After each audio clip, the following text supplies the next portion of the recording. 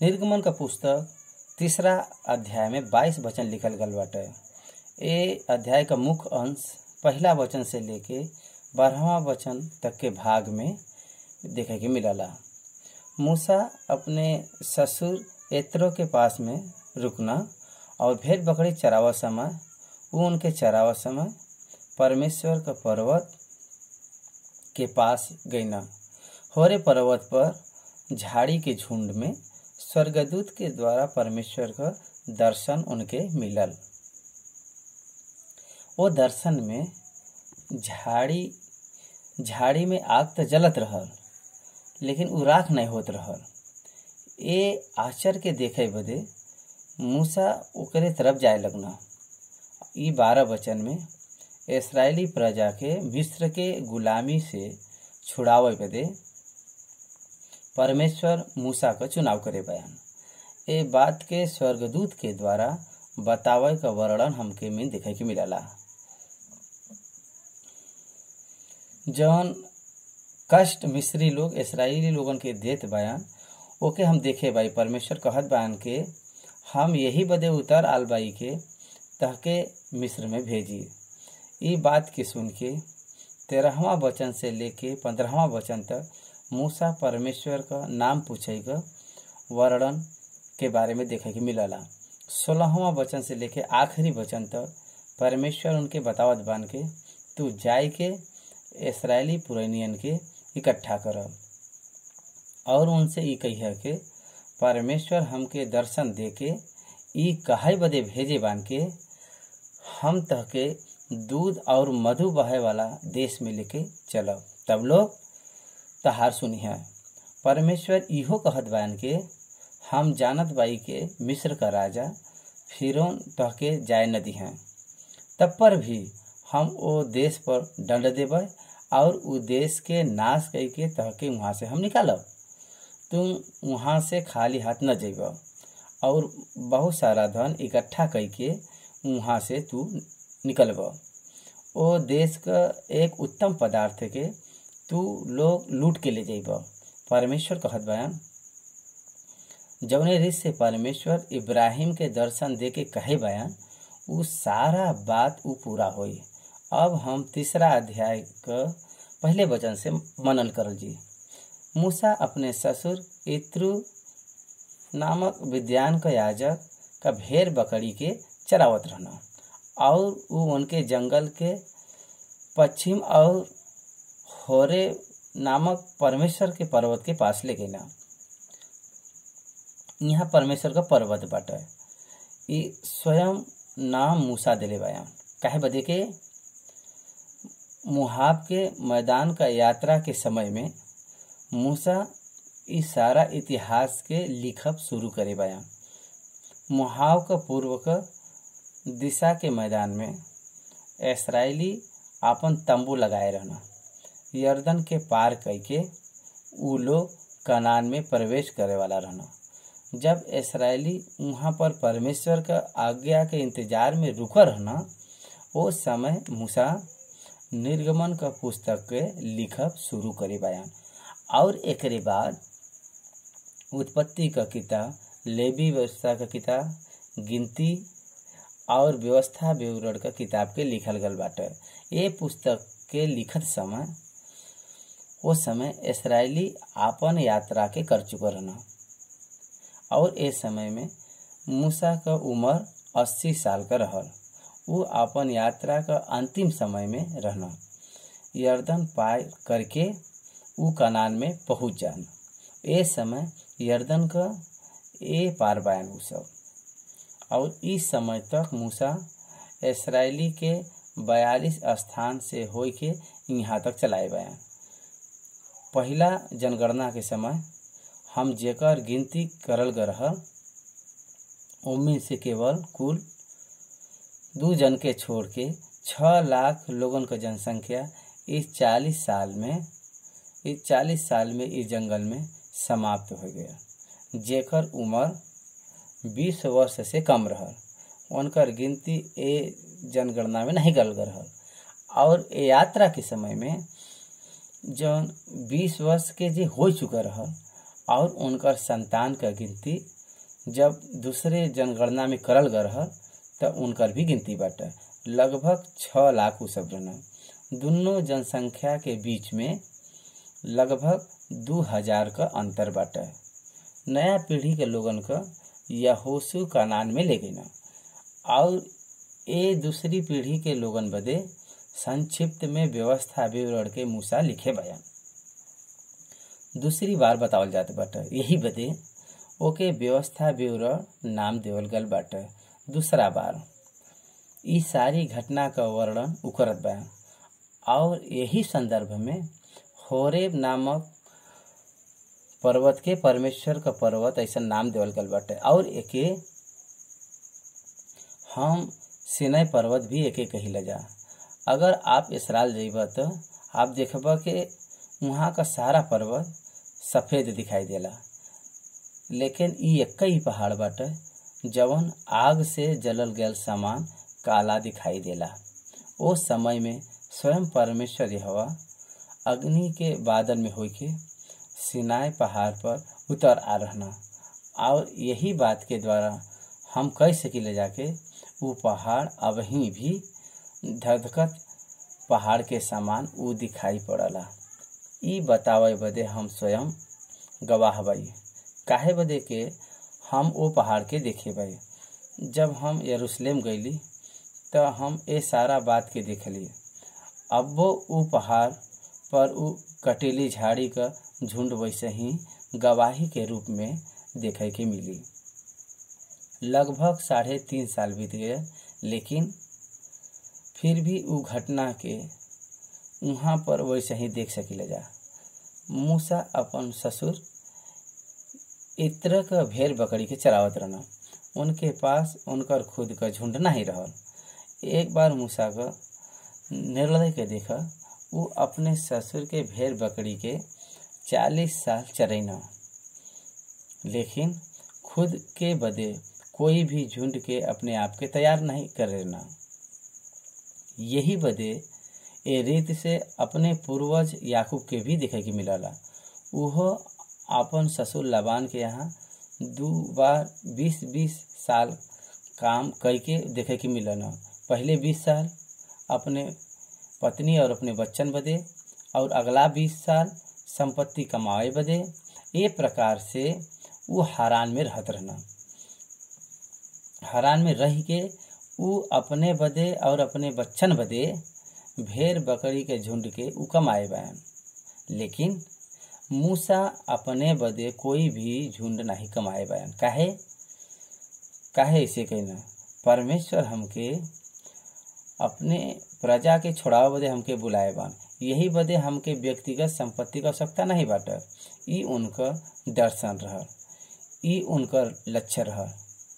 अब हमरे ससुर का हवा भेड़ बकरी का चरैना और जौन कुछ उनके द्वारा आमदनी भया वही से हम जी लेबा।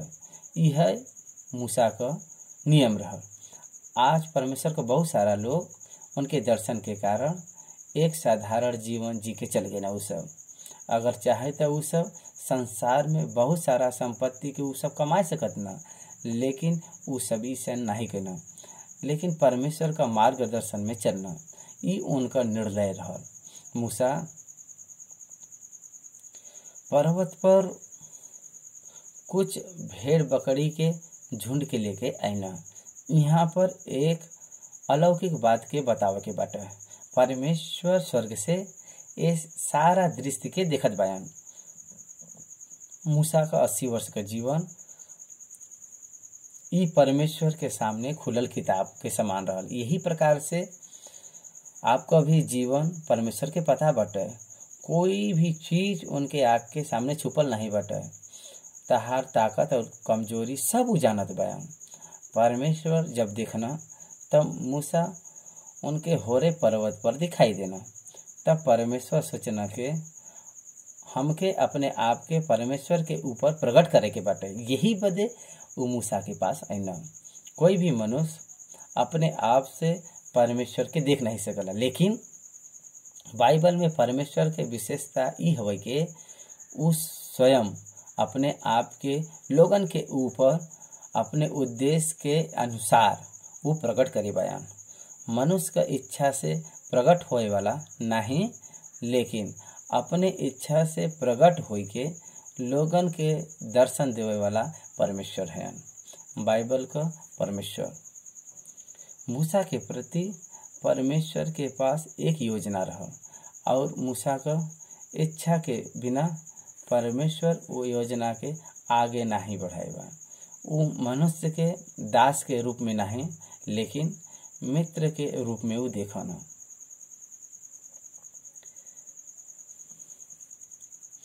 यंत्र के समान नहीं, लेकिन मनुष्य के समान वो देखा न और उनकी इच्छा के देख के उनकर आदर करना। कोई के भी जोर जबरदस्ती उनकर सेवा बदे उ नहीं बुलावना, लेकिन जे उनकर सेवा के चुनला उनके वो इस्तेमाल करना। मूसा के अपने और आय के आकर्षित करे बदे परमेश्वर स्वयं अपने दूत के भेजना। थोड़ा ध्यान से सुनो। बाइबल में दूत के रूप में प्रकट होए वाला के बाटे? बाइबल में दूत के रूप में प्रकट होए वाला प्रभु यीशु मसीह है। पवित्र शास्त्र बाइबल में वचन 10 बार शरीर का रूप धारण करके अपने आप के प्रकट कर रहा। लगभग 44 बार शारीरिक रूप में परमेश्वर का प्रकटीकरण के देखे के मिलला। देह धारण पूर्वक यीशु ये दूत के बाटे स्वयं यीशु मसीह ही है। देह धारण का रूप धारण करना यहोवा का दूत के रूप में वो लोगन पर अपने आप के प्रकट करे बयान। इब्राहिम पर अपने आप के प्रकट करे बयान, मूसा पर अपने आप के प्रकट करे बयान, दाऊद पर प्रकट करना। बाइबल में अनेक प्रकार का अपने आप के प्रकट करे बयान, सिमसोन पर अपने आप के प्रकट करना।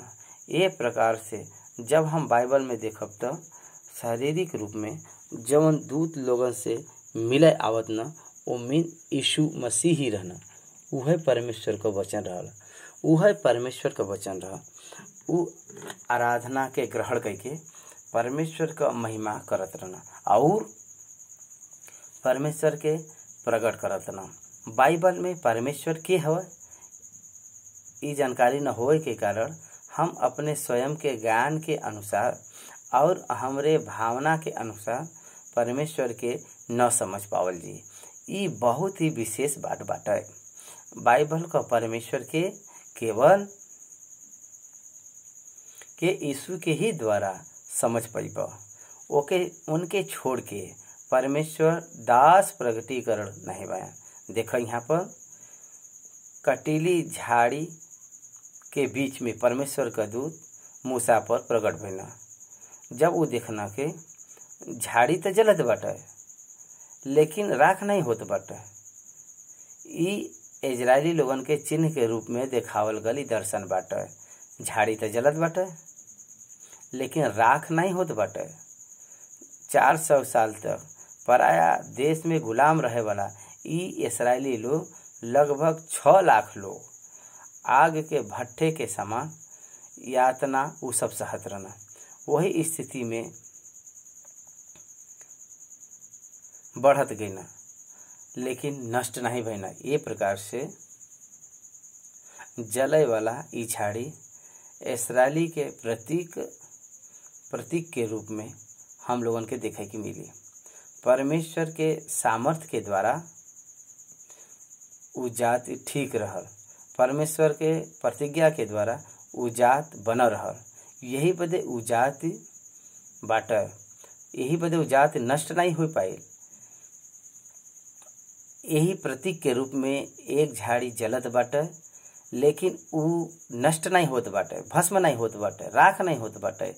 जितना इस्राएली लोगों के दबायल गया वो उतना ही बढ़त रहना, विस्तृत होत गई ना, विस्तार होत गई ना। जितना उनके सतावल गया उतना उस सामर्थ्य बनत गई ना। जितना लोग उनके झुकावत ना उतना वो आशीषित होत गई ना। यह बाइबल का विशेषता है। परमेश्वर का लोग पर हमेशा विपत्ति आवाला, ओकरे द्वारा उ नाश होए के बजाय बढ़त ही जाना उ सब। यह आश्चर्य बाटे। परमेश्वर का लोग कभी भी नाश नहीं होना। ये प्रकार से ई झाड़ी जलत त बाटे लेकिन राख नहीं होत बाटे, राख में बदल नहीं गया। पहाड़ पर आग साधारण बात बाटे। 30 वर्ष पहले जब हम सेवकाई में अली, वो समय का हमार पहला गोदावरी डिस्ट्रिक्ट में रहे वाला हमार कुछ रिश्तेदार से हम मिले गेली दूर, और वहाँ पर दूर से पहाड़ पर आग दिखाई दिले। उस समय हमारे साथ में जब सेवक रहन पूछना कि भाई वो क्या हवा, तब वो बताइना कि जंगल में पेड़ एक दूसरे के साथ ए प्रकार से आग पैदा करत बा। बीतल समय में हम सुने रहली के ऑस्ट्रेलिया के जंगल में आग लग गया और कई महीना तक वो आग जलत रहा। वही प्रकार से भारत देश में भी तिरुमला नामक स्थान पर जंगल में आग लगाए के आग लग के बहुत नुकसान भयल। देख उ जौन झाड़ी जलत रहल ओके राख होए के बाटे, उ जलत रहल ओके राख होए के बाटे, लेकिन ऐसा नहीं भयल। ये आश्चर्य बात बाटे। परमेश्वर मूसा के अपने ओर आकर्षित करे बदे, उनसे बात करे बदे वो झाड़ी में उतर के न, उनके आकर्षित करे बदे वो झाड़ी में वो अपने आप के प्रकट करना। मूसा अपने ससुर के भेड़ बकरी चरावत रहना, ये एक क्षण में भल बाटे। ऐसा हम नहीं सोचिला के कहे बदे के जंगल में आग लगब साधारण बात बाटे। अभी आप एक जगह पर आग देखल त कुछ समय के बाद वो आग दूसरे जगह पर जाई, काहे बदे के वहाँ का जगह जल चुकल होला, लेकिन ये झाड़ी वही पर जलतिया। यह ओकर विचित्र बात बाटे। मूसा ही देखना बहुत देर से वो तो जलत त बाटे, लेकिन रात नहीं होत बा, राख नहीं होत बा। ये देख के मूसा के आश्चर्यचकित भइला। इतना आग बाटे लेकिन वो झाड़ी जन बा राख काहे नहीं होत बाटे, ये आश्चर्य देखे मिलता। ये परमेश्वर का अलौकिक कार्य बाटे। अगर कोई झाड़ी में आग लगे तो कितना देर रही, कुछ समय में वो राख हो जाई, लेकिन यहाँ पर ऐसा नहीं भल बाटे। मूसा कितना देर से वो झाड़ी के देखत बान, यहाँ पर लिखल नहीं बाटे, लेकिन हमरे विचार से एक दिन से ज्यादा समय से वो देखत रहली हैं। एक दिन से ज्यादा समय से वो देखत रहली हैं।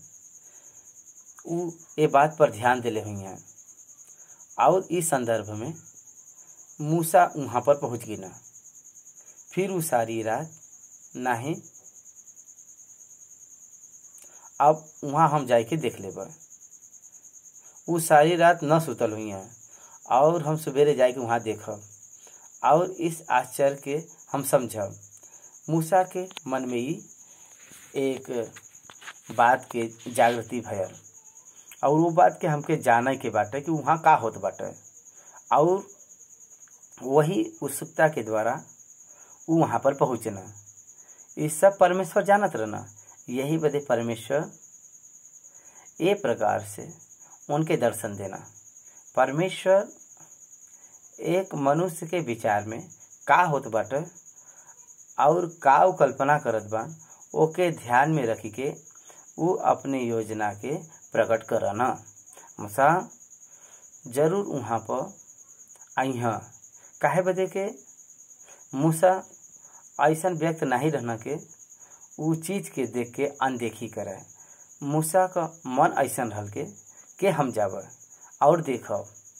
वो आश्चर्य के यही बदे जब वो मिस्र में रहना तो कोई व्यक्ति को मार डालना, तो मूसा का चरित्र सहभागी लेवे वाला रहा, सहभागी लेवे वाला रहा। परमेश्वर के सेवक में होवे के चाहिए बात। जब कौनो घटना घटला त हमके ओसे का मतलब बा, ओके वहाँ से निकल जाए के बा।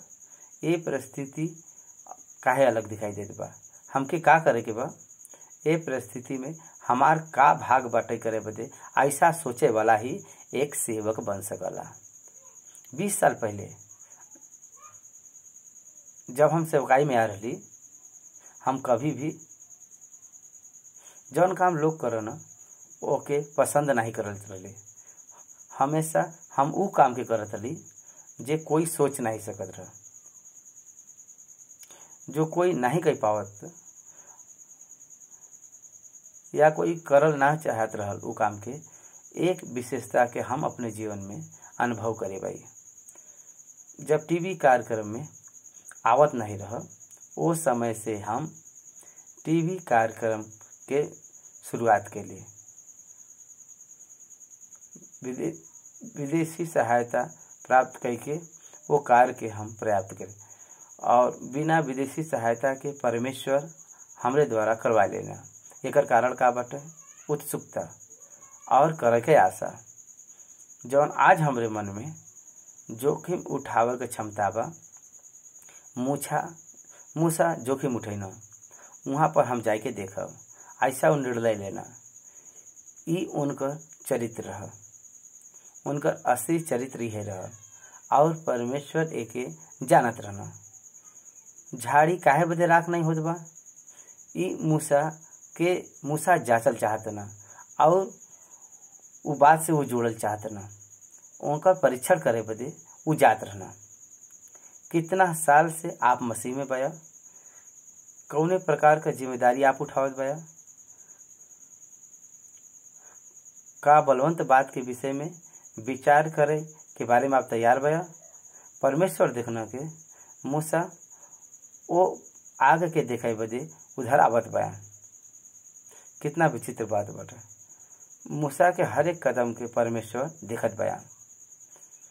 हम ऐसन कितना लोगन के विचार बाटे, तहरे हर एक कार्य पर परमेश्वर का नजर बाटे। मूसा के उनके तरफ बढ़त आई परमेश्वर देखना, हमार परमेश्वर देखे वाला है, वो देखना।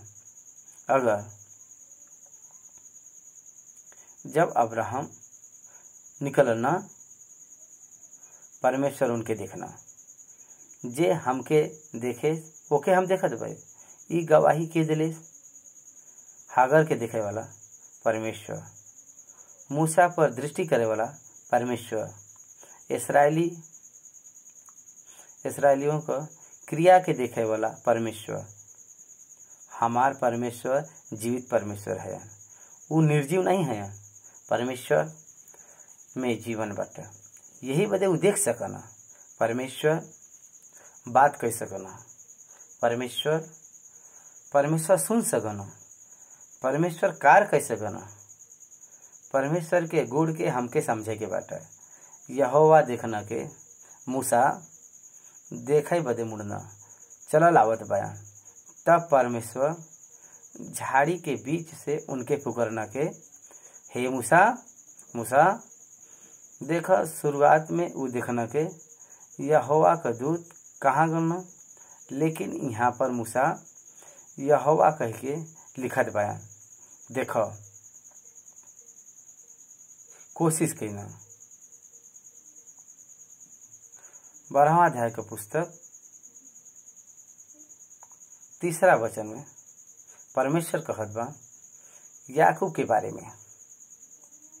उत्पत्ति का पुस्तक 12वां अध्याय 3 वचन में परमेश्वर कहत बा याकूब के बारे में कि वो अपने भाई के वड़ंगा मारेस, और बड़ा हो के वो परमेश्वर से लड़स, और दूर से लड़ा और जीत भी गया, और यीशु मसीह उन पर प्रकट भइना।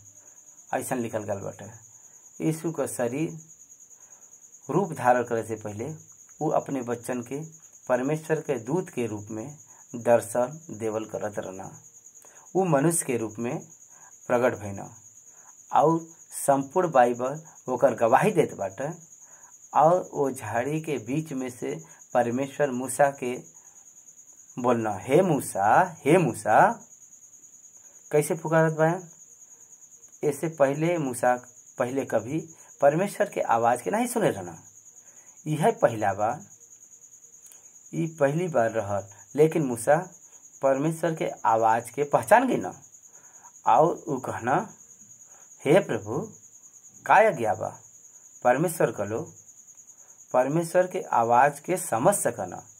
यूहन्ना सुसमाचार में लिखल गल बाटे के हम अच्छा चरवाहा है और हमार भेड़ हमरे आवाज के पहचाना नहीं, हमार भेड़ हमरे आवाज के सुना नहीं और हमके पहचाना नहीं।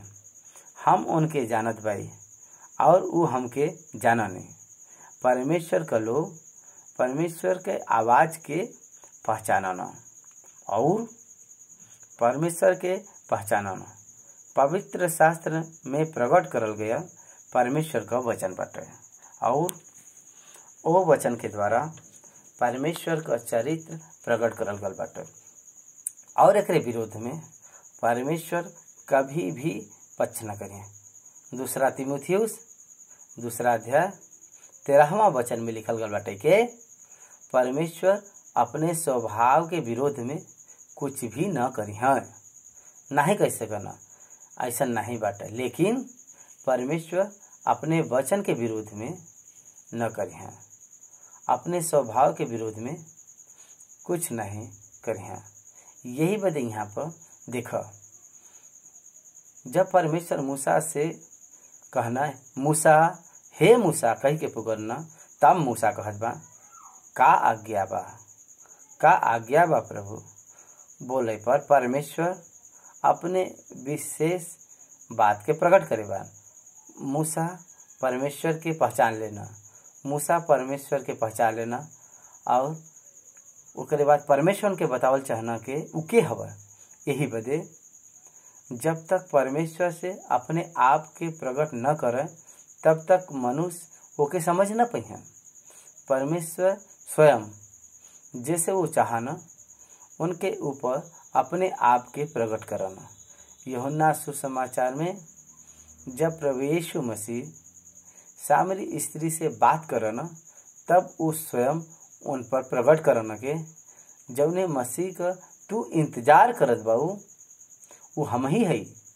परमेश्वर जे पर अपने आप के प्रकट करल चाहना वही पर वो अपने आप के प्रकट करना। यही बदे जब मूसा कहे बयान कि हे प्रभु का आज्ञा बा, प्रभु से कहत बान के प्रभु कहत बान के पास मत आवा, अपने पाँव के जूतिया उतारा। काहे बदे के जौन स्थान पर तू खड़ा बया वो पवित्र स्थान बाटे। उत्पत्ति का पुस्तक 28 अध्याय के 15वां वचन से 17वां वचन तक याकूब स्वप्न देखन के और उस सपना में परमेश्वर याकूब पर प्रकट होना। सपना में याकूब देखन के परमेश्वर स्वर्ग में एक सीढ़ी पर खड़ा बयान और वो सीढ़ी का छोर जौन बा नीचे पृथ्वी तक बाटे और वो सीढ़ी पर स्वर्गदूत ऊपर और नीचे उतरत चढ़त बयान और ये भयंकर दृश्य रहा। तब याकूब भी कहना के ए परमेश्वर का निवास स्थान के छोड़ के और कोई भी नहीं हो सकला। वो एक वेदी के बनैना और वो फिर तेल डाल के ओके कहना ई परमेश्वर का मंदिर हुई। यही बदे परमेश्वर का उपस्थिति के परमेश्वर का लोग पहचान जाना। परमेश्वर कहना के पास मत आओ, अपने पाँव से जूती निकाल दा। काहे बदे के जौन स्थान पे तू खड़ा बया वो पवित्र स्थान बया। पवित्र स्थान में चप्पल उतारे के कहत बयान, अपने पाँव जूती के वो निकाले बदे कहत बयान। ये कल्चर के हम लोग कलेसिया में फॉलो कर ले जा, चर्च में भी फॉलो कर ले जा। चर्च में जूती निकाल के अंदर जाए ले जा। काहे कि हम लोग जाने ले जा कि वो पवित्र स्थान बाटे। वास्तव में नया नियम के अनुसार ये कोई विशेष पवित्र स्थान नहीं बाटे, लेकिन हम लोगन के भक्ति बदे ऐसा करे ले जा, लेकिन ओ समय पर हम शुरू से कहतावत भाई कि अपने पाँव के जूती निकाल द। काहे बदे के ई पवित्र स्थान बाटे, जौन स्थान पर तू खड़ा बया ऊ पवित्र स्थान बाटे। परमेश्वर यहाँ पर बया। पुराना नियम में परमेश्वर के उपस्थिति के बारे में जब मन करे ले जा, परमेश्वर ओके पवित्र स्थान कहना। ऊ एक विशेष स्थान होत रहल और कोई अछूत वस्तु ओ चीज के नहीं छुए के रहल। निर्गमन 19वां अध्याय में परमेश्वर सिनाई पर्वत पर चढ़ियाना। परमेश्वर कहना ओ पहाड़ के कोई मत छुए, काहे बदे के ऊ पवित्र करल गल बाटे। ओ पहाड़ के चारों तरफ का जौन भाग बा यीशु अलग करे बा। परमेश्वर कहे बा जे कोई ओके छू ले ऊ मर जाई। ऊ उनके पवित्र करे बा और वो फिर उतरे न, यही बदे ऊ पवित्र बा। बिना अनुमति का कोई भी ओके छू नहीं सकला। पर मूसा के छोड़ कोई भी ओके छू नहीं सकला।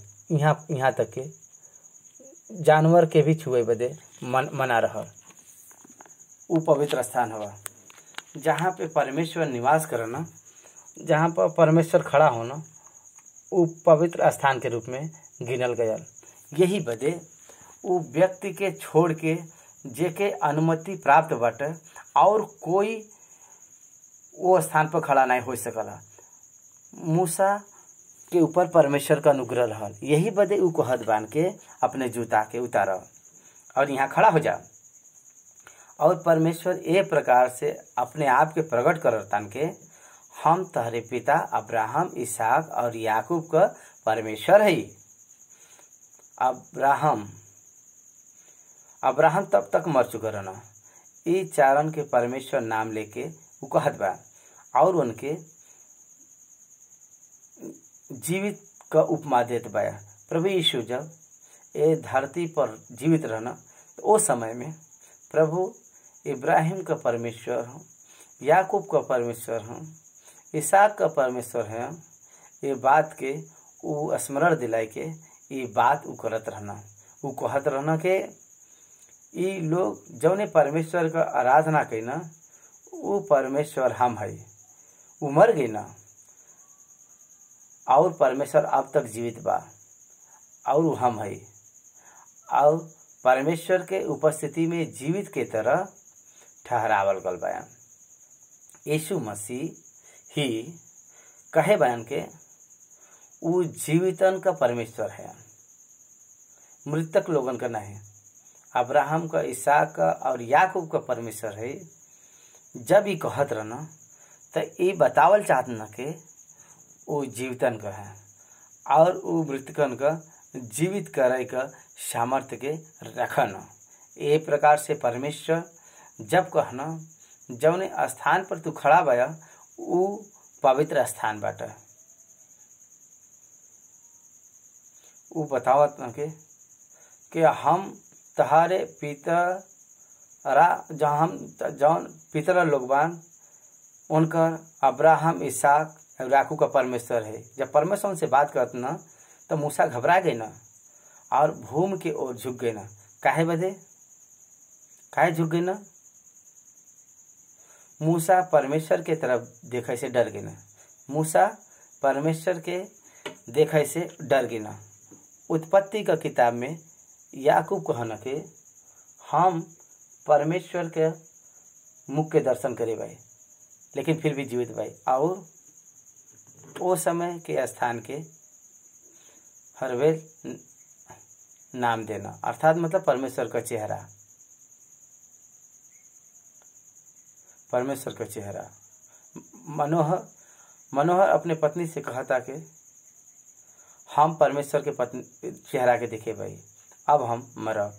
तब उनकर पत्नी कहने अगर हम परमेश्वर में मरल चाहत बाया तो हमके दर्शन कहे देते।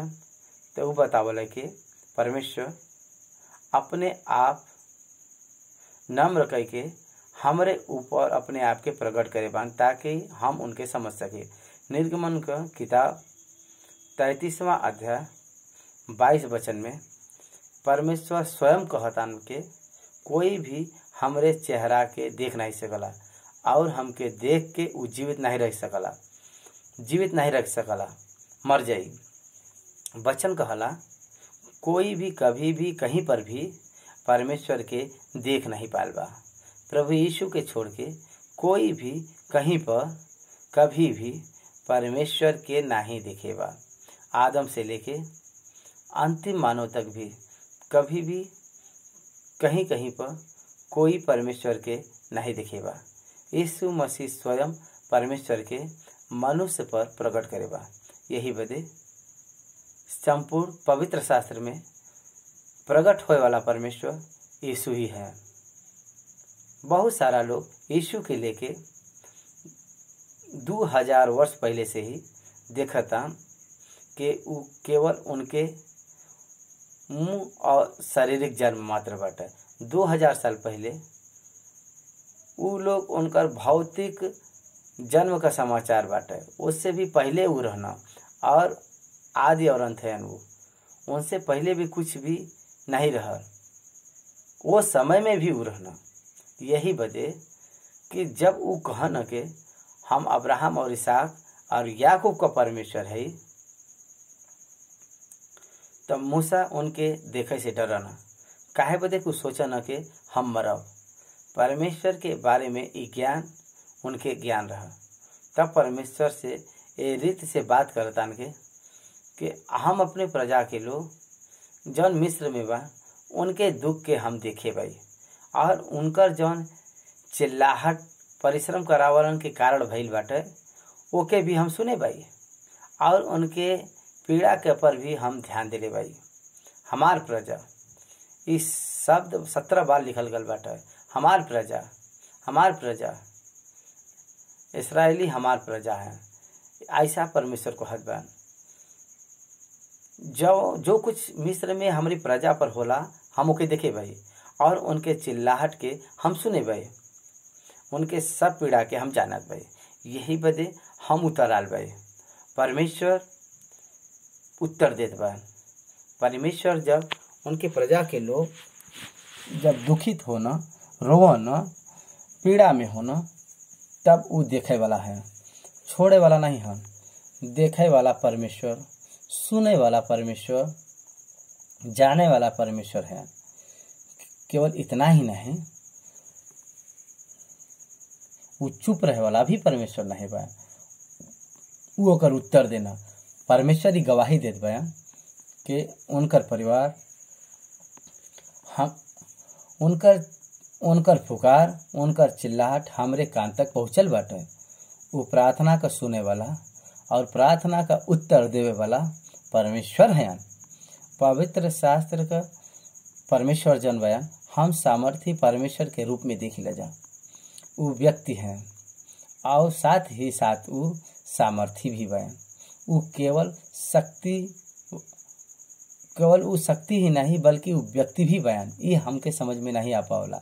जौने प्रकार से ये पृथ्वी पर एक व्यक्ति दूसरे व्यक्ति से बात करला, परमेश्वर वही प्रकार से यहाँ पर भी मूसा से बातचीत करत बयान। एक व्यक्ति जौने प्रकार से सुनला, परमेश्वर वही प्रकार से सुनत बयान। एकर मतलब का बाटे? परमेश्वर जौने प्रकार से सुनना, परमेश्वर मनुष्य के भी सुने वाला बनाया है। यही बदे परमेश्वर सुनना, परमेश्वर उनके दिखना और उनके ऊपर अपने नज़र के और रखे बयान और कहत बयान हम देखे भाई। एकर अर्थ बाटे पक्का तौर पर निश्चित तौर पर सच में वो परमेश्वर देखत बयान। आज जो कुछ भी संसार में बीतत बा ऊपर भी परमेश्वर का नज़र बनल बाटे। धरती पर अपने भक्त के सामर्थ्य के देवे बदे उनकर नज़र धर्मी लोगन पर, ये धरती पर यहाँ वहाँ घूमत बाटे। यही बदे भजनकार कहत बा, अगर हम आकाश में चढ़ जाई तू वहाँ बया, अगर हम अधोलोक में उतर जाई तब पर भी तू वहाँ बया। ये कौने स्थान में अगर हम छुप जाई तू वहाँ पर भी देख लेबा। धरती पर हम कहीं पर भी रहब, हम तो से छुप न सकब। वो कहो न प्रभु में, प्रभु हम तहरे सामने से कहाँ भागे। यही बदे उनकर सामर्थी आँख हमके देखला। हम परमेश्वर का संतान है। परमेश्वर का वचन पर विश्वास करे वाला लोग परमेश्वर के प्रतिज्ञा है हमारे प्रति बाटे। उनकर नज़र हम लोगन पर बाटे और उनकर कान हम पर लगल बाटे। वो ए प्रकार से ऐसा ईश्वर नहीं बाया कि जे सुन नहीं सकला। यशायाह में परमेश्वर ये प्रकार से कहना, हमार ऐसा छोटा नहीं बाटे कि हम तहके छुड़ाई न सकी, और हमार काम ऐसा नहीं बाके, और हमार कान ऐसा बहरा नहीं बाटे कि हम सुन न सकी। ये प्रकार से ऐसा नहीं के ऐसा नहीं बा के उद्धार नहीं कर सकना, उ सुन सकना। उनकर कान बाटे, उ बहरा नहीं बयान के उ सुन नहीं सकना। उनकर आँख बाटे, उनकर कान हम पर लगल बाटे, उ हम पर देखना, उ हमनी के सुनना, उ देखना, उ सुनना, उ पुकारे वाला हन और बोले वाला भी हन। यही बदे प्रार्थना के द्वारा जब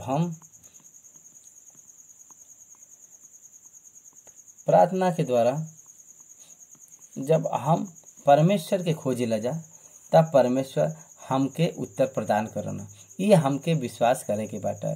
यही बदे मिस्र के हाथ से उनके छुड़ावे बदे बाइबल में ये काम छुड़ावे बदे बहुत ज़्यादा महत्वपूर्ण बाटा। ये पहला कार्य ये बाटा।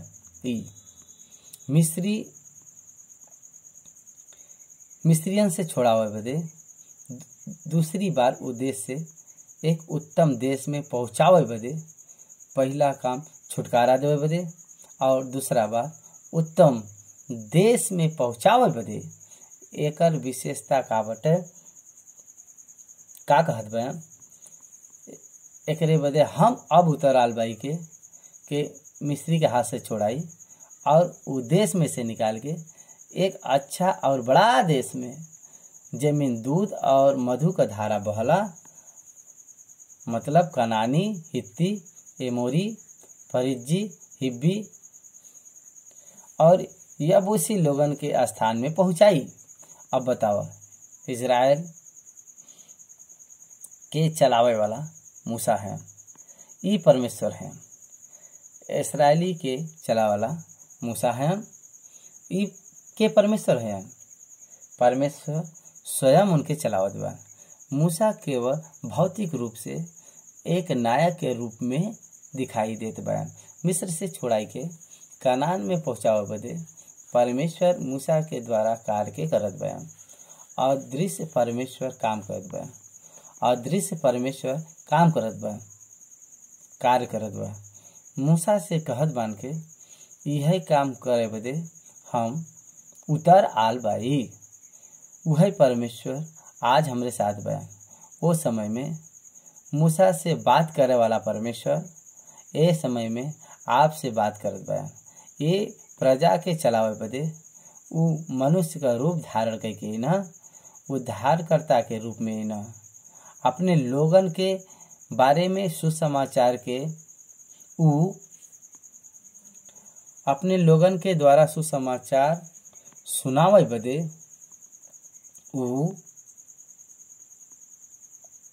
सिद्ध करे बयान, और ओ सुसमाचार के सुनावे का सौभाग्य हमके दिले बयान।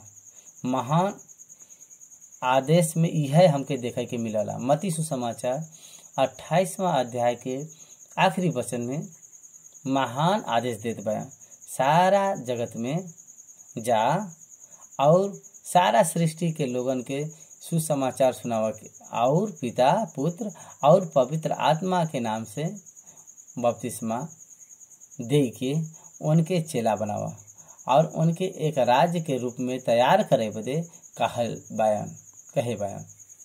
हम परमेश्वर बदे एक राज्य ठहरावल जात भाई।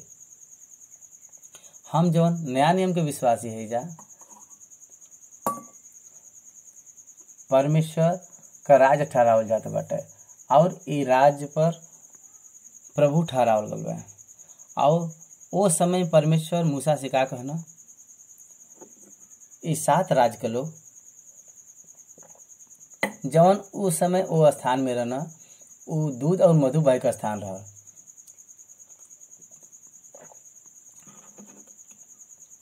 दूध और मधु बहे का स्थान का अर्थ का बाटे, एकर वर्णन बाइबल के भक्त लोग ए प्रकार से करे बयान के, वो समय में ए प्रांत में रहे वाला लोग गाय कितना भी ज्यादा दूध दे फिर ओके निकाले वाला कोई नहीं बा। यही बदे उ धारा के रूप में वो बहत जाला और वही प्रकार से मधु का छत्ता भी बह के धारा के समान बह जात रहा। मधु धारा के समान जमीन पर बह जात रहा। कितना समुद्र वो स्थान रहा, कितना वो समृद्धि और वृद्धि वाला स्थान रहा, कितना आशीषित स्थान रहा। जब हम वहाँ गरहली हम देखली वहाँ का फली जन बा हमरे यहाँ के फल से 4 गुना बड़ा होला। उनकर गाजर, उनकर अदरक 4-5 गुना ज़्यादा हमरे देश से बड़ा होला। बहुत अद्भुत स्थान बाटे। उ सैकड़ों और हजारों प्रकार का फूल से भरल गयल देश बाटे। संसार में कहीं पर भी इतना समृद्धि नहीं बाटे। आज इस्राएल देश जौन परमेश्वर के भुला दिले बा, ओके परमेश्वर इतना आशीष दिले बा, तो सोच कि ओ समय का परमेश्वर ओके अपना ले रहना, वो देश कितना समृद्धि रहत रहल हुई। यही बदे परमेश्वर का भक्त ये प्रकार से लिखना, जब वो कानान देश का भेद लवे जाना, तब एक अंगूर का गुच्छा के 2 लोग उठाए के लिए आना। एक गुच्छा के 2 लोगन के द्वारा उठावल जाला। आज जैसे केला के देखे ले जा, बहुत बड़ा बड़ा केला हमके देखे के मिलला, यही प्रकार से अंगूर का गुच्छा के 2 लोग उठाए के लेके जात रहना। ई वो भूमि का विशेषता रहा। वहाँ का भूमि बहुत ही विशेष बाटे और परमेश्वर कहे बान के हम तहके वहाँ पर ले जाब। देख परमेश्वर कहत बा, जे गुलामी में रहल उनके समृद्धि देश में पहुँचाई, गुलामी से निकाल के स्वेच्छा के स्थान में पहुँचाई। हमार परमेश्वर भला परमेश्वर है और यह हम आपके बतावल चाहत भाई के वो भला परमेश्वर हमार परमेश्वर है। वो उनसे भौतिक कनान देवे बदे प्रतिज्ञा कर रहना, लेकिन हमसे उसे भी उत्तम कनान मतलब स्वर्ग देवे का प्रतिज्ञा करे बयान। परमेश्वर के साथ वास करे बदे सुसमाचार के द्वारा वो उनके आमंत्रित करत बा। इस सत्य के हमके कभी भी भूलक नहीं बाटा। छुड़ावे वाला परमेश्वर, प्रार्थना के सुने वाला परमेश्वर और दुख के देखे वाला परमेश्वर है। हमार परमेश्वर सामान्य नहीं बयान, चाहे कितना भी भयंकर विपत्ति तहरे ऊपर आवे। वचन में लिखल बाटे कि समुंदर तह के उठाए न सकी, के आग का ज्वाला तह के जलाए न सकी। चाहे कितना भी भयंकर विपत्ति हो, कितना भी भयानक विपत्ति हो, उ तह के नाश नहीं कर सकला। काहे बदे कि तहार परमेश्वर तारे साथ बयान। भजन संहिता 91 में वो कहन के वो हमार शरण स्थान है, वो हमार गढ़ है, वो हमार चट्टान है। हम परम प्रधान के छाया में बैठल रहिला, सशक्तिमान के छाया में ठिकाना पाइला। कहत बयान इस प्रकार से जौन परमेश्वर के इस्राएली लोग पाए बयान, वो ऐसा परमेश्वर बयान कि उनके समझे के बाटे और लोगन के इस समझ में नहीं आया। यही बदे नया नियम में वो लोग उनके ठुकराए देना। सुसमाचार में जब हम पढ़ी ला जा तब हम जानी ला जाके उ लोग उनके तुच्छ जनना। यहाँ देखा के 8वां वचन में परमेश्वर कहत बा दूध और मधु रहे वाला देश में ले जाए बदे हम स्वयं उतर आल बा। व्यक्तिगत रीति से परमेश्वर आल बा। परमेश्वर कोई और के भेज के बचावे बदे नहीं, लेकिन वो स्वयं उतर के उनकर मदद करत बा। परमेश्वर कोई और के भेजना नहीं, लेकिन वो स्वयं उतर के उनकर मदद करत बा। मनुष्य ईश्वर के ढूंढ ई एक धर्म बाटे, लेकिन ईश्वर मनुष्य के ढूंढ के आई ई मार्ग बाटे। परमेश्वर उनके बदे मार्ग बनना। मिस्र से कनान पहुँचे बदे केवल एक ही रास्ता रहा।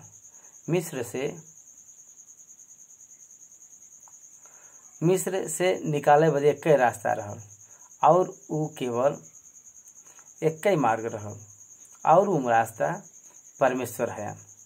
ये संसार से स्वर्ग तक पहुँचे बदे एक ही रास्ता बाटे और वो हवा के प्रभु यीशु मसीह।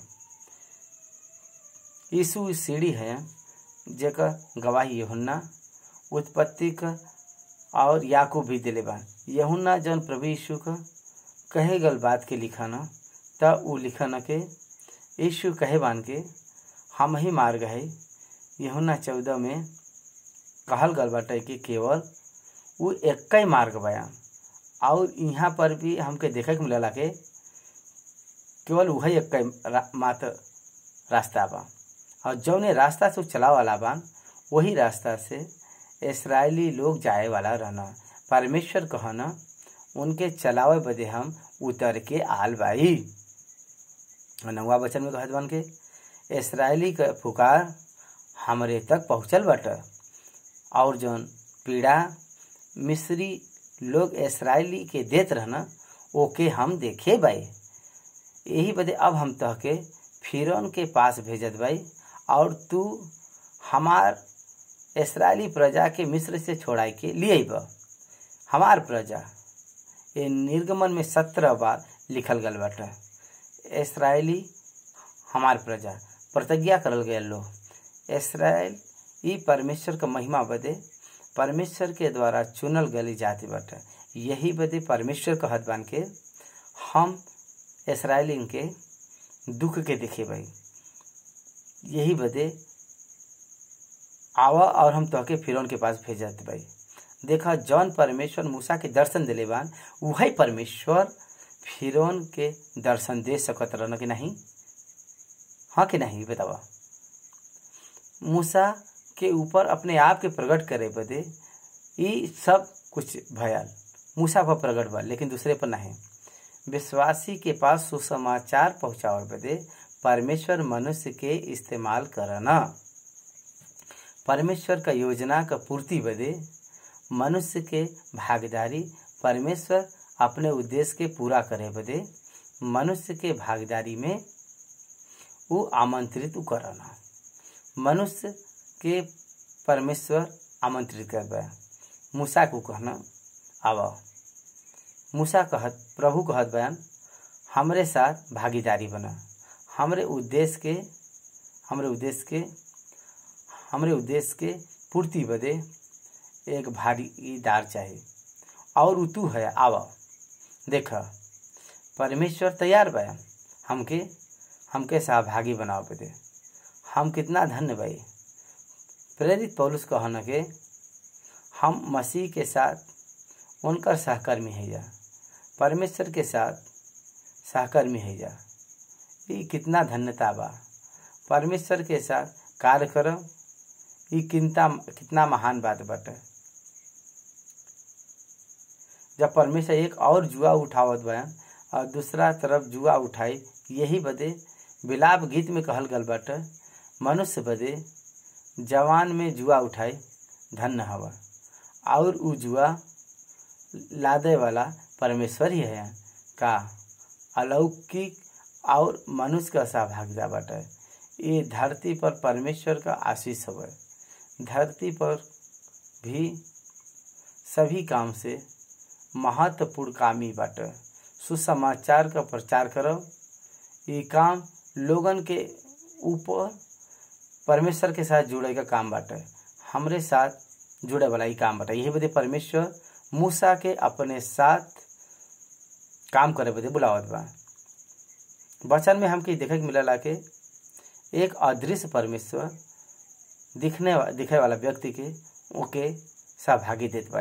ये अलौकिक कार्य बाटे, ये परमेश्वर का काम बाटे, ये परमेश्वर का काम करे का तरीका बाटे, आपके समझे के बाटे। ये परमेश्वर का काम करे का तरीका बाटे। परमेश्वर मनुष्य के द्वारा ही मनुष्य के आशीष देवे का तरीका ढूंढत बा। वो अलौकिक रीति से हवा में उड़ के काम नहीं करना, वो मनुष्य के इस्तेमाल करना। भाई और बहन लोग, यही बदे परमेश्वर में अच्छा सामरी के कहानी के सिखाए बयान। परमेश्वर उतर के नहीं आवना, बल्कि वो अपने वचन के इस्तेमाल करना। परमेश्वर एक मनुष्य का उपयोग करके एक मनुष्य का सहायता करना। ये सिद्धांत परमेश्वर अपनाए बयान और ओही के चलावना। निश्चय तेरे साथ रहना। मूसा परमेश्वर से कहना के फिरौन के पास जाए बदे और इस्राएल के मिस्र के गुलामी से छुड़ावे बदे हम के है। परमेश्वर से सवाल करे वाला परमेश्वर से बहाना बनावे बदे वो कह सकना हम का है। अगर योग्यता न हो तो परमेश्वर स्वयं हमके काम करे के न कहता। का परमेश्वर के ई ज्ञान नहीं बाटे? का वो समझ नहीं सकन? परमेश्वर सर्वज्ञानी है, वो महाविवेकी परमेश्वर है, वो सर्व सामर्थी परमेश्वर है। परमेश्वर मूसा के बुलेना और कहना के हाँ हम तहके भेजत भाई। मूसा कहत बान प्रभु हम का भाई, कोई और के भेजा। प्रभु हम का भाई। परमेश्वर के सामने वो बहाना बनावत बा। परमेश्वर से कहत बा प्रभु हमार का योग्यता बाटे। तब परमेश्वर कहत बा हम निश्चय तोहरे साथ रहब और ये बात के तहके भेजे वाला हम हई। ये चिन्ह होई के जब तू उन लोगन के मिस्र से निकाल चुकब तब तू यही पहाड़ पर परमेश्वर का उपासना करे पैबा। ये चिन्ह होई के तू सिनाई पर्वत पर परमेश्वर का सेवा तू कर पैबा। भाई और बहन लोग, परमेश्वर का वचन कितना गंभीर बाटे। एक बार ध्यान दो। इस्राएली के छुटकारा देवे बदे परमेश्वर मूसा के चुनना। मूसा परमेश्वर के नहीं चुनना। मूसा परमेश्वर के काम के नहीं चुनना, लेकिन परमेश्वर मूसा के चुनना और मूसा के द्वारा कार्य करे बदे वो प्रसन्न भइना। हमार परमेश्वर ऐसा परमेश्वर बयान। हम सेवकाई के नहीं चुनली, लेकिन परमेश्वर अपने सेवक के रूप में हमके चुने बयान। ये कोई व्यक्ति के द्वारा नहीं, लेकिन परमेश्वर के द्वारा करल गया नियुक्ति बाटे। एके हमके समझे के बाटे। बाइबल आध्यात्मिक बात बाटे, एके हमके समझे के बाटे। वो कहना प्रभु हम का भाई, त वो प्रभु से कहना तू डर मत। परमेश्वर उनसे कहता तू डर मत, हम तहरे साथ भाई। तहरे योग्यता देख के तहके सेवा बदे नहीं बुलेली, लेकिन हम के हई हम जानत भाई। यही बदे हम तहके सेवा करे बदे बुलाए भाई। और हम के हई हम जानत भाई, यही बदे हम तहके सेवा करे बदे बुलाए भाई। आज आपका क्षमता और आपका ज्ञान और आपके ताकत के द्वारा परमेश्वर का कार्य पूरा नहीं हो सकला। वो केवल वो नहीं के द्वारा सफल हो सकला। बाइबल के हम उत्पत्ति से लेके प्रकाशित वाक्य तक 3 बार हम यही प्रकार से शिक्षा देले भाई। अब ई चौथा बात हम करत बा, का हमरे सामर्थ्य से ये हो सकला। 20 साल से लगातार बिना रुके परमेश्वर के वचन का प्रचार हम करत बा, का ई एक मनुष्य के द्वारा हो सकला। अगर हमार चरित्र और हमार व्यक्तित्व के देखल जाए तो ई हमसे नहीं हो सकला। हम चंचल स्वभाव को भाई, एक पल में बदले वाला है, लेकिन न बदले वाला परमेश्वर एक काम के हमरे कंधा पर रखे न और वो एक पूर्ण करवाए बयान। हम तो नहीं कह सकीला। हमरे अंदर अगर ई आशा अगर रही तो पर भी हम नहीं कह सकीला। ई ऐसन काम एकर काम उनकर हवा, ये उन्हीं चुनी है। ई जे चुने बार उनके वो आशीष दिया और उनके वो आशीष भी दिया। अगर मूसा के इतना सम्मान मिलल बा तो ई उनकर ताकत नहीं बा, लेकिन परमेश्वर के द्वारा उनके अनुग्रह करल गल बाटे। ई परमेश्वर के अनुग्रह के द्वारा ही उनके देवल गल बाटे। एके हमके नहीं भूले के बाटे। परमेश्वर मूसा से कहत बयान के, जब तुम इस्राएल के मिस्र में से निकाल के लईब तब तुम यही पहाड़ पर हमार आराधना कर पैब। यह हम तहके भेजे भाई। एकर चिन्ह यह होई सेवकाई में हम का भाई। ए प्रकार से ऐसन भावना बहुत महत्व रखला। परमेश्वर उनके काम करे वालन के उनके सामर्थ्य के अनुसार नियुक्त नहीं करना, लेकिन अपने सामर्थ्य के अनुसार उनके नियुक्ति करना। यही बदे पौलुस कुरिन्थी का पत्री में लिखन के परमेश्वर कौने रीति से सेवा करे बदे बुलाए बा और वो बतावन के बहुत ही कमजोर और तुच्छ लोगन के उ सेवा करे बदे बुलाए बा।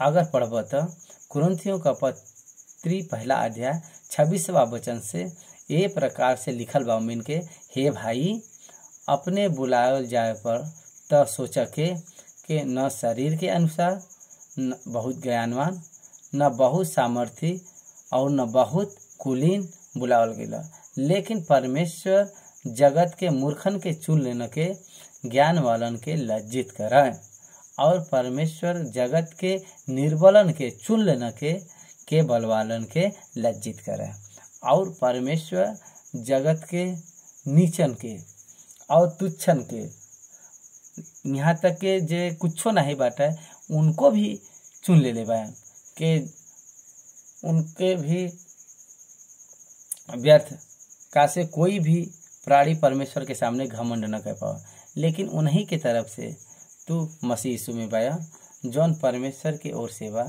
वो हमरे बदे ज्ञान ठहरल, मतलब धर्म और पवित्रता और छुटकारा, ताकि जैसन लिखल बाटे के वैसे ही हो। काहे बदे कि जे घमंड करे वो प्रभु में घमंड करे। ध्यान दो, निकम्मा तुच्छ निर्बल बुद्धिहीन वाले जेकरे पास जे और कुछ लोगन के पास कुछो नहीं बा, कई अयोग्यता के बारे में यहाँ पे लिखल गल बाटे। परमेश्वर यहाँ पर बतावत बा मूसा 40 साल तक मिद्यान के जंगल में आपन ससुर इत्र का भेड़ बकरी के चरावत रहना। इत्रो का भेड़ बकरी के उ चरावत समय मूसा जौन अनुभव कमाए बा उ हवा दीनता। मूसा जौन अनुभव कमाए बा उ हवा स्थिरता और मूसा और अपने कमजोरी के मतलब के अनुभव कमाए बान। यही बदे उ कहत बान के हम के भाई के यहाँ से जाए के मिस्र के गुलामी से इसराइली के छोड़ाए के लिए आई। हम के हई, हमार ज्ञान का बट, हमार ताकत का बट, हमार सामर्थ का बट उ कहता है। यही बदे हम न जाब। परमेश्वर का कार्य परमेश्वर स्वयं करना।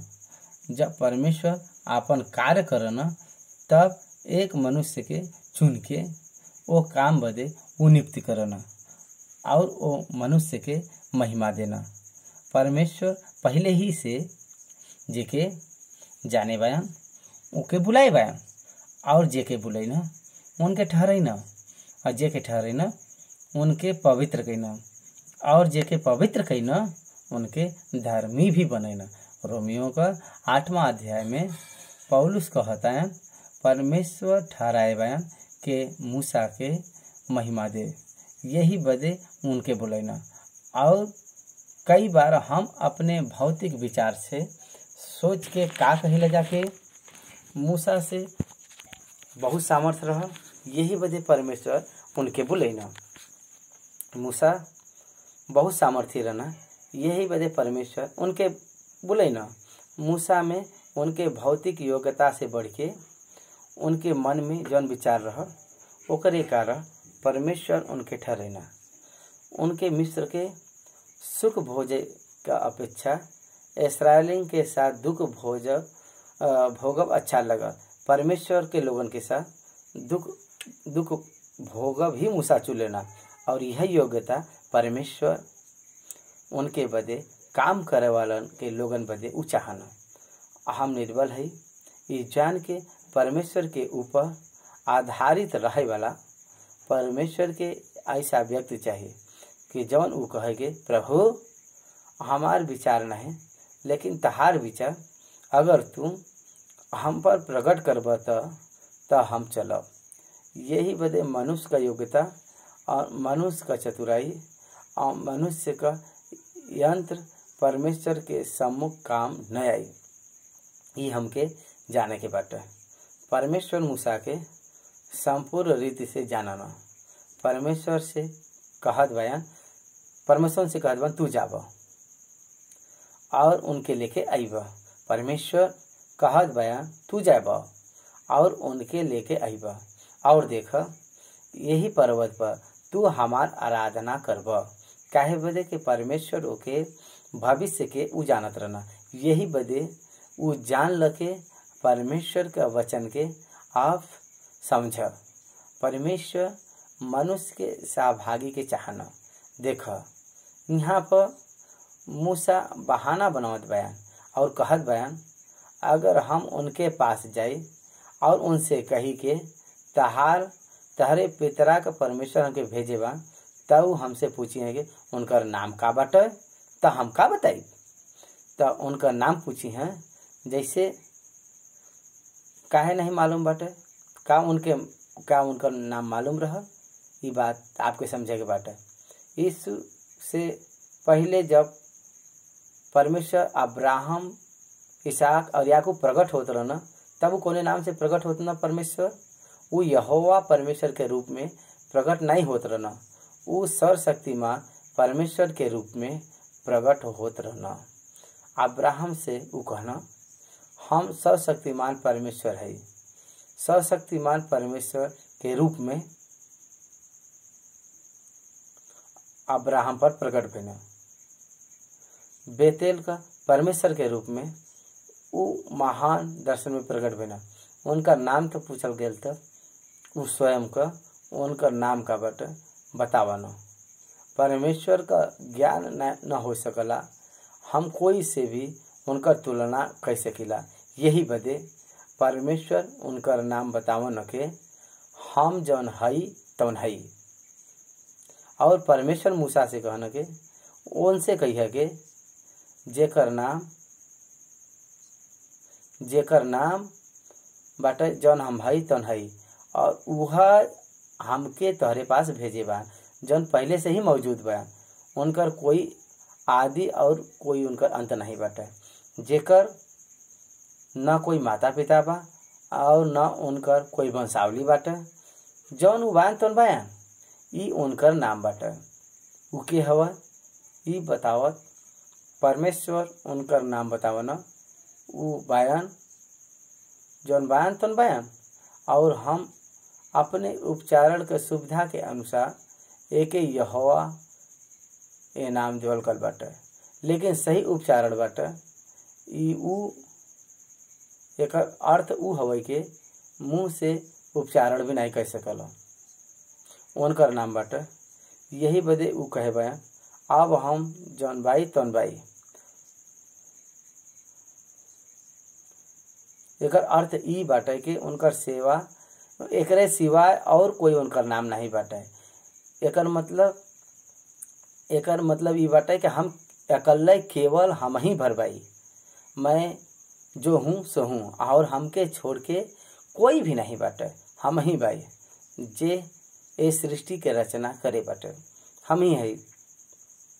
ए सृष्टि के संभाले वाला हम ही है। हम ही है ए सृष्टि का न्याय करे वाला है। हम ही है ए सृष्टि का अंत करे वाला भी हम ही है। यही बदे परमेश्वर कहे बयान जेकर नाम हम ही है वो हमके भेजे बयान। हम है जौन सृष्टि के संभालेला, यही बदे जाए के उनसे कहा के वो हमके भेजे बयान। लेकिन वो विश्वास करिए। लेकिन ये मनुष्य का संदेह बाटे। मनुष्य हमेशा संदेह करला। आज भी यह परिस्थिति बाटे के हमरे बात के विश्वास करत बाटे। यशायाह का पुस्तक 53 अध्याय का पहले वचन में कहत बयान के हमरे समाचार पर विश्वास करे बाटे के ए पर विश्वास करी एक कुंवारी गर्भवती हुई और के ए पर विश्वास करी। सृष्टि का रचना से अब तक कुंवारी संतान के उत्पन्न न करब कभी हम लोग देखे बाई जा। वो मृतक में से जी उठना के फिर विश्वास करी। हम तो इतिहास में कभी भी ऐसा नहीं देखे भाई। करोड़ों लोग अब तक मर गए ना, लेकिन कोई भी मुर्दा में से जी उठ के ये नहीं कहना के देख हम मौत के जीत ले भाई। का आप समझत भाई बात के? यीशु मसीह का जन्म और यीशु मसीह का मृत्यु अभी तक प्रश्नार्थक बाटे। काहे बदे के परमेश्वर सर्वशक्तिमान परमेश्वर है। वो शून्य से सृष्टि का रचना करे वाला है और सब कुछ के सुने में बदले का सामर्थ्य रखे वाला केवल एक मार वह परमेश्वर है। वह यीशु ही है। वह एक मात्र है जे परमेश्वर के तत्व के यीशु मसीह के रूप में प्रकट कईना और इस शुद्ध रूप बाटे ए संसार के दिखाई के जौन परमेश्वर मूसा पर यहोवा के नाम पर अपने आप के प्रकट कईना। वही प्रभु यीशु मसीह है। वो प्रकट करल गए प्रभु यीशु मसीह है। वह देह धारण के पहले का यीशु मसीहा है। यही बदे यूहन्ना रचित सुसमाचार 1 अध्याय 17वां वचन कहल बाटे के परमेश्वर के यीशु के सिवा कोई नहीं देखे बाटे और उनका गोद में बैठे वाला उनका एकलौता पुत्र यीशु मसीह ही परमेश्वर के प्रकट करे बा। यीशु मानव जाति पर अपने परमेश्वर पिता के प्रकट करे बा। परमेश्वर के वो संसार से परिचित करा वाला उनका एकलौता पुत्र केवल यीशु मसीह है। जेकरे बाद आदम पर प्रकट होए वाला स्वयं यीशु मसीह रहना। उत्पत्ति 1 अध्याय 1 वचन में जौने रीति से लिखल बाटे अगर हम परमेश्वर में वो आदि का परमेश्वर यीशु मसीह है। यूहन्ना 1 अध्याय 1 वचन में पहले से ही लिखल बाटे वो वचन है जौन आदि में रहल। वो परमेश्वर का पास रहल। वो स्वयं परमेश्वर रहना। वो है वचन आत्मा से परिपूर्ण होई के शरीर का रूप धारण करके मनुष्य के बीच में निवास करे। यह वचन पुराना नियम में कई लोगन के शरीर के रूप में प्रकट होई के दिखाई देले बा और लोग ओके अपने आँख से देख सकना। शारीरिक आँख से उनके देखना परमेश्वर ओके शरीर प्रदान करना। स्वर्ग का परमेश्वर जौने रीत से आराधना के योग्य बयान और मानव रूप में प्रकट होए वाला प्रभु यीशु वही प्रकार से आराधना के योग्य बयान। वह परमेश्वर है। वह परमेश्वर का दूत है। ये पूरा बाइबल में हम लोग देख सके जा और ये एक रहस्य हवा जौन यीशु के शरीर के द्वारा प्रकट करल गया और ई अलौकिक रहस्य प्रभु यीशु मसीह के द्वारा ही हम पर प्रकट करल गया बा। ई बाइबल हमके बतावला। उनकर नाम मैं जो हूँ सो हूँ। जाके उनसे कह द कि परमेश्वर सबसे पहले आपन नाम मूसा पर प्रकट करे बा। यही बदे पवित्र शास्त्र बाइबल में यहोवा नाम लिखल गल बाटे। जौन जे नहीं जानला ऐसन लोग दुखिता में पड़ सकन का कोई आवश्यकता नहीं बाटे। यहोवा के रूप में जे प्रकट होत रहला उ स्वयं यीशु ही है। यीशु यहोवा के रूप में प्रकट होए वाला वो वचन मतलब प्रभु ही है। उनके वचन में ही वो के प्रकट करे बयान भव्य श्री में कहना तू धर्म भविष्यवक्ता उनकर वचन बाटे, उनकर आधार बाटे।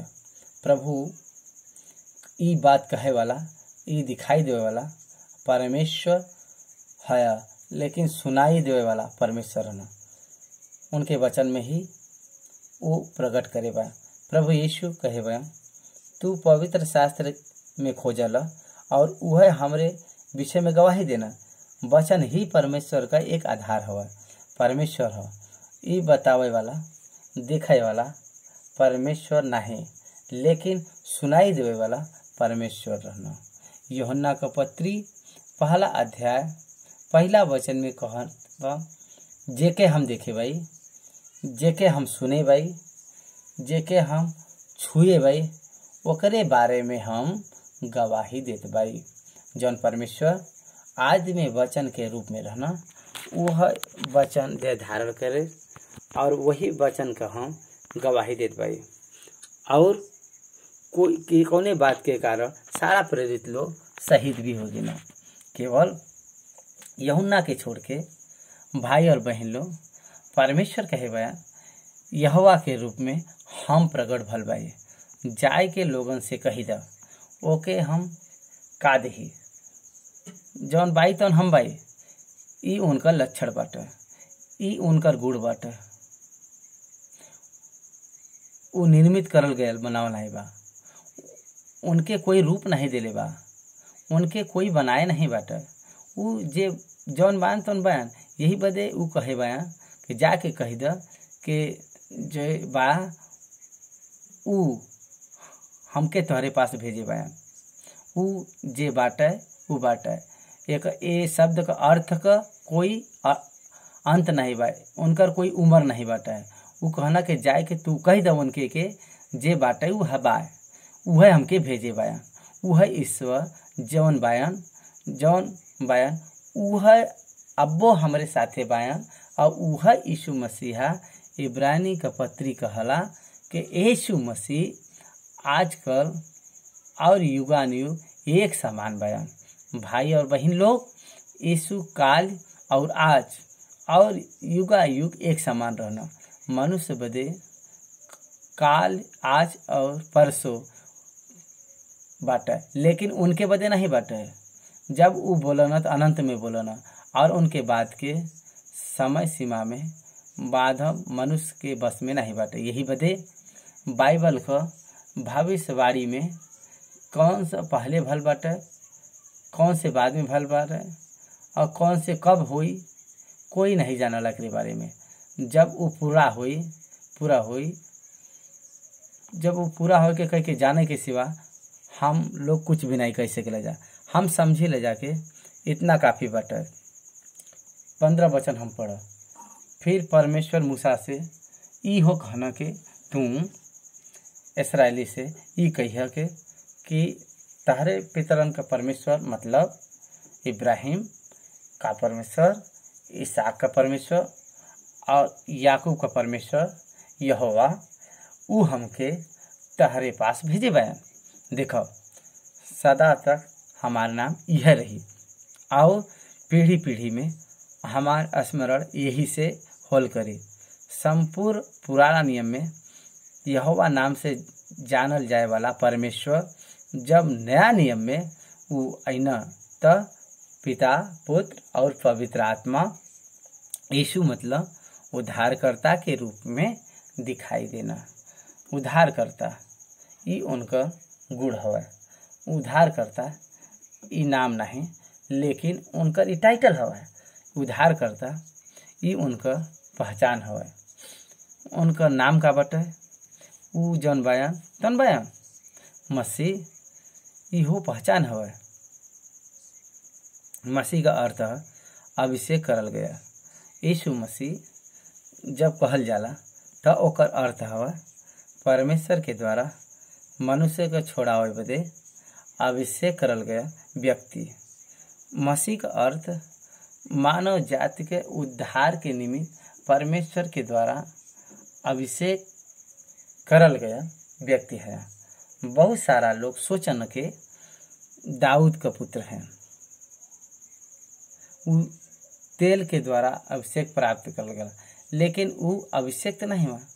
वो यीशु मसीह का अभिषेक मनुष्य के द्वारा करल गया अभिषेक नहीं बाटे, लेकिन अलौकिक अभिषेक बाटे।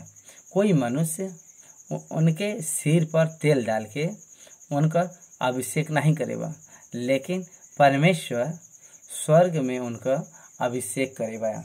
यही बदे जब वो मसीह का इंतजार करत रहना तो एक अर्थ बाटे परमेश्वर के द्वारा अभिषेक करल गया राजा उद्धारकर्ता यीशु मसीह परमेश्वर के द्वारा देवल गया टाइटल बाटे।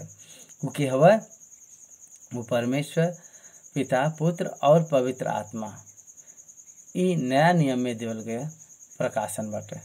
नया नियम में यहोवा का प्रकाशन पिता, पुत्र और पवित्र आत्मा के द्वारा देवल गया। हर एक बात के हम पुराना नियम में देखे के मिलेला। वो एक प्रकार से ये बात करना परमेश्वर का वचन, परमेश्वर का आत्मा और परमेश्वर का आत्मा और परमेश्वर का वचन, यह पुराना नियम में यहोवा नाम से पुकारल गल बाटे और नया नियम में यीशु के नाम से पुकारल जाला।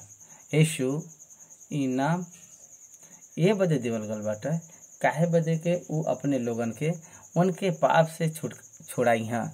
यही बदे उनकर नाम बाटे यीशु मतलब छुड़ावे वाला। काहे बदे उनके इनाम देवल गया, काहे बदे कि वो छोड़ावे वाला है, यही बदे उनके इनाम देवल गया। यीशु इनाम वो समय में कॉमन नाम रहा, लेकिन प्रभु यीशु मसीह में और दूसरे में अंतर ई रहल के वो मनुष्य के छोड़ा वाला है। यही बदे उनकर नाम यीशु मसीह है और उनकर नाम ये प्रकार से रहा जवन यहोशू, होशिया, यीशु, ये तीनों एक ही प्रकार का नाम बा। पुराना नियम में होश भी बा, होशे भी बा। यही बदे इनाम यीशु के ए बदे देवल गया काहे बदे कि वो छोड़ाए वाला बया। यही बदे उनके कौन नाम बताओ के बाटे। उनकर नाम जौन बा तौन बा।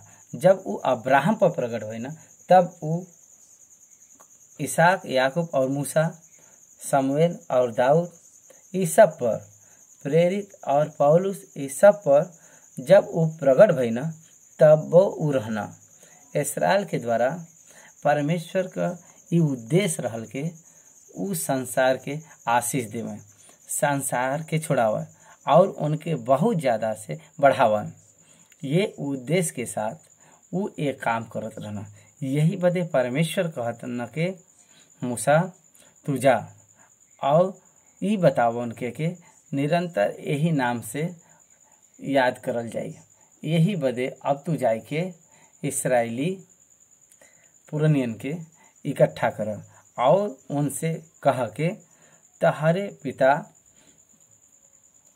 तहार पिता अब्राहम, इसहाक और याकूब का परमेश्वर यहोवा हमके दर्शन दे के ये कहे बयान के हम तोहरे पर और तोहरे पर जौन बर्ताव मिस्र में करल गए रहल ऊपर भी हम चित लगाए भाई और हम ठान ले भाई के तहके मिस्र के दुख में से निकाल के कनानी, हित्ती, इमोरी, फरिज्जी, हिब्बी और यबूसी लोगन के देश में ले चली।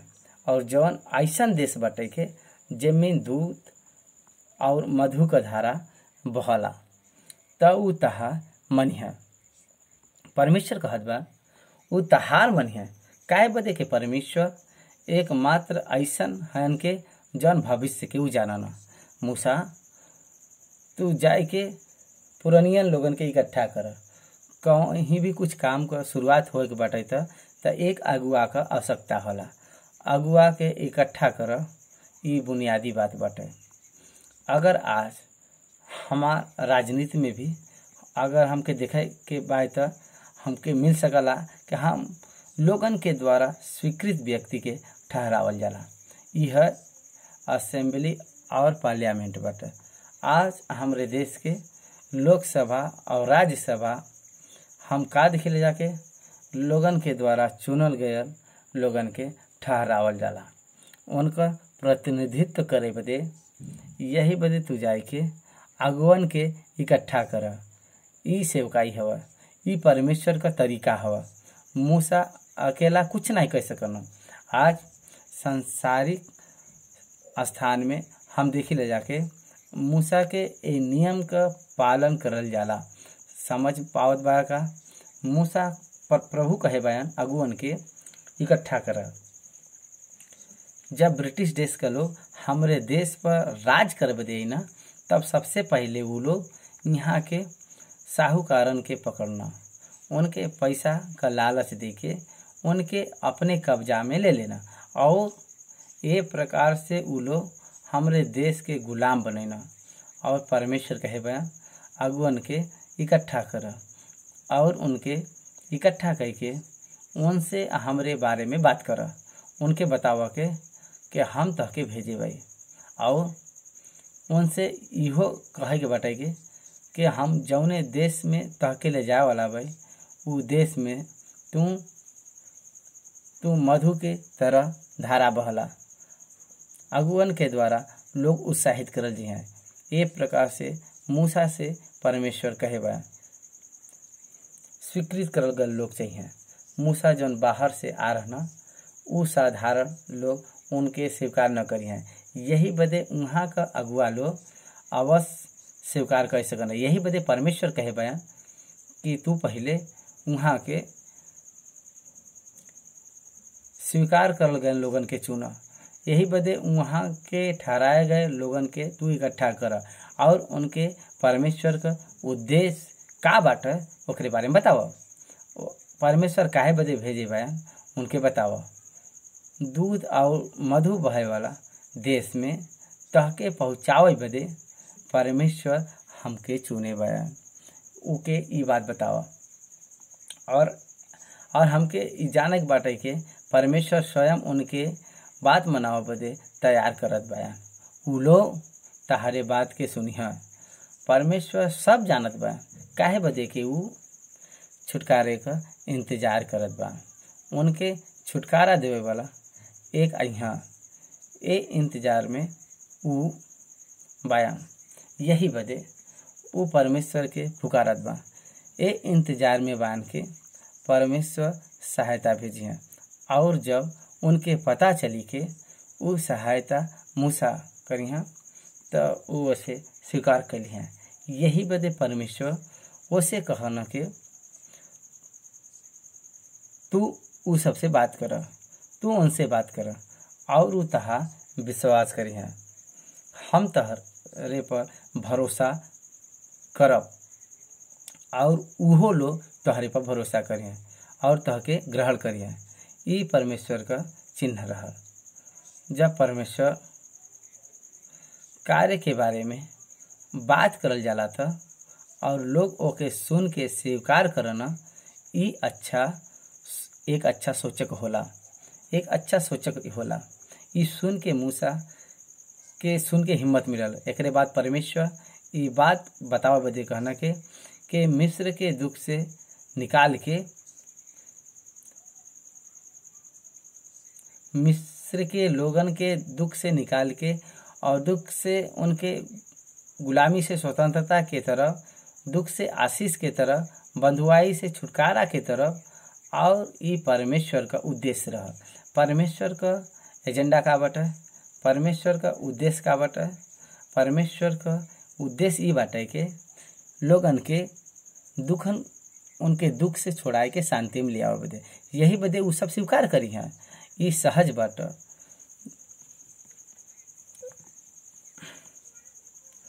अगर जब उनके छुटकारा के बाद अगर बतावल जाई तो वो आसानी से वो बात के ग्रहण करी। यही बदे तू इसराइल के परियन लोगन के साथ मिस्र के राजा के पास जाके कहिया, तू इसराइल के पुरनियन के साथ के लेके मिस्र के राजा के पास जाके उसे कहिया के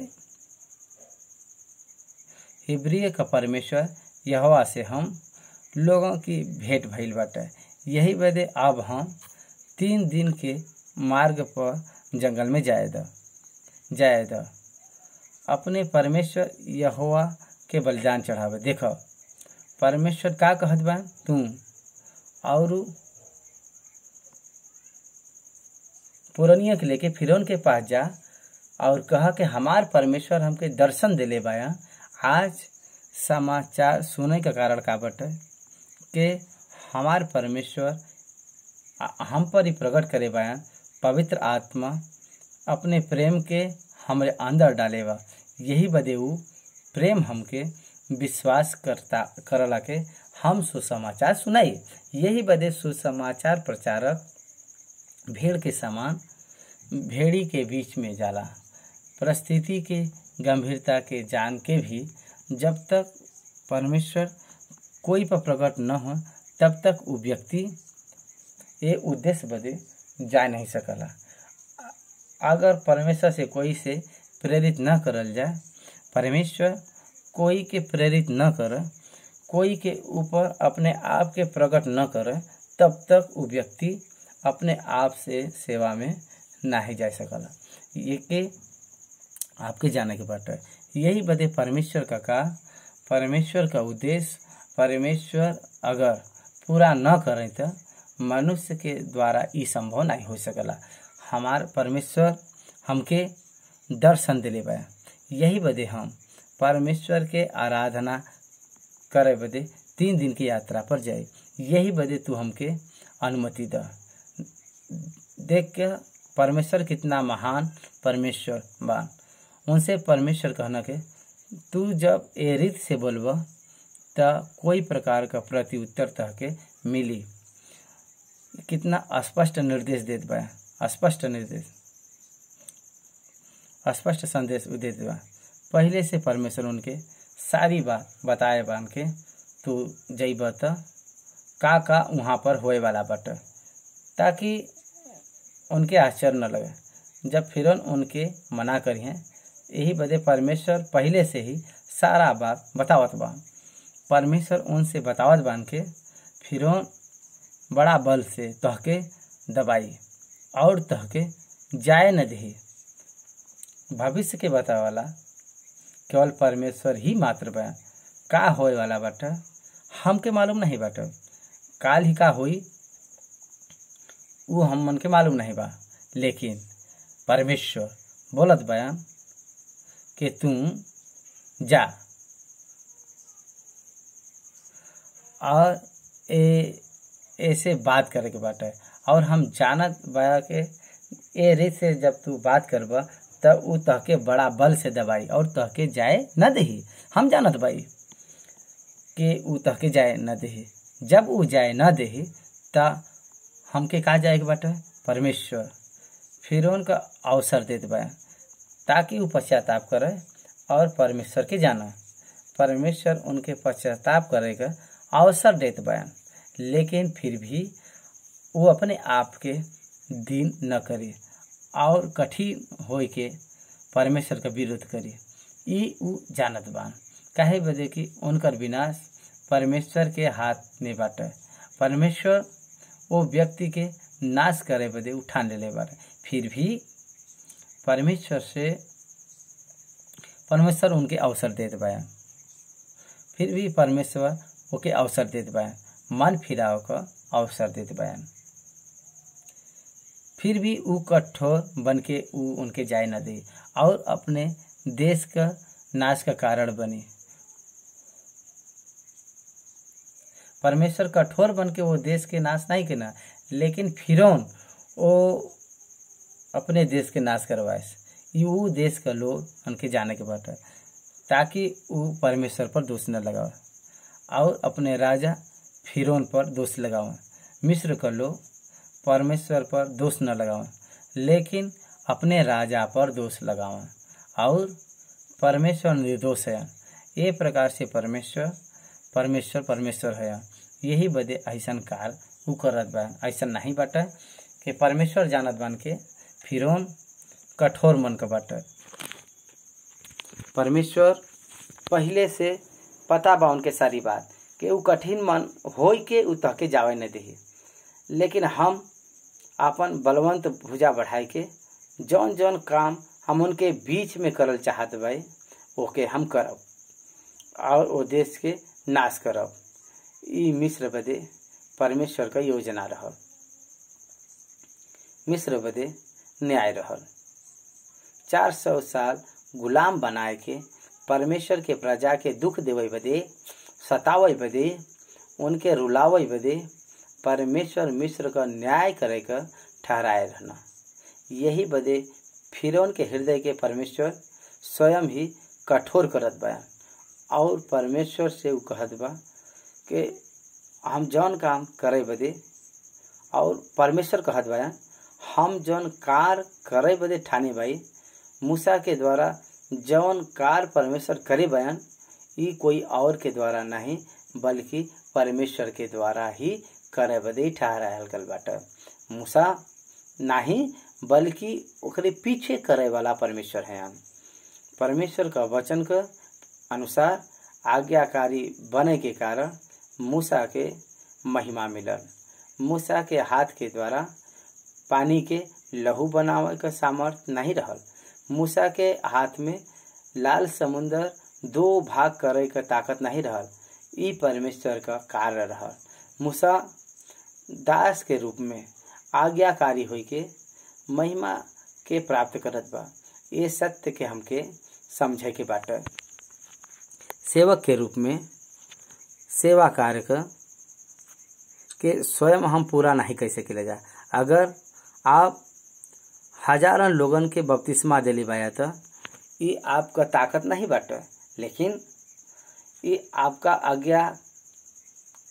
आज्ञाकारिता के कारण परमेश्वर में वो आशीर्वाद तहके दिले बान। यही बदे परमेश्वर तहके ये महिमा देत बान, तहके घमंड करे बदे नहीं। अगर तू अपने प्रार्थना के द्वारा कोई चंगाई पाए तो बाटे, तो ये तोहरे प्रार्थना के ताकत नहीं बाटे, लेकिन ये परमेश्वर का कार्य हवा। परमेश्वर का विश्वास करे के कारण, परमेश्वर के कार्य करे के कारण परमेश्वर का आपके ई धन्यता ई सौभाग्य दिले बयान, आपके महिमा उदेवल चाहत बा। यही बदे आपके ई समझे के बाटे। यही बदे परमेश्वर मूसा से कहत बान के हम आपन हाथ बढ़ाई के जौन कार हम करे बदे ठाने बाई हम मिस्र में करब। परमेश्वर पहले ही से ई ठहराए बान के का करे के बाटे, हमरे जीवन में का करे के बाटे। परमेश्वर पहले ही से ही ई ठहराए बयान और हमरे जीवन में वह होला जौन परमेश्वर ठहराए बयान।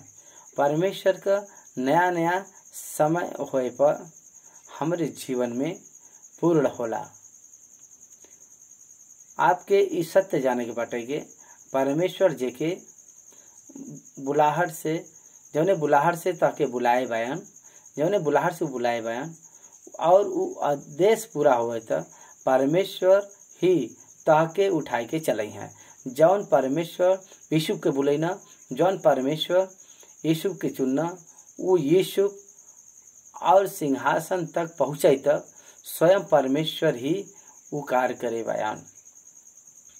उनका प्रतिज्ञा बाटे यीशु के न छोड़ब। यीशु बंदी गृह में भी रह समय परमेश्वर का वचन उनके जांचत रहल बा। परमेश्वर कभी भी यूसुफ के नहीं छोड़ेवा, वो उनके साथ रहल बा।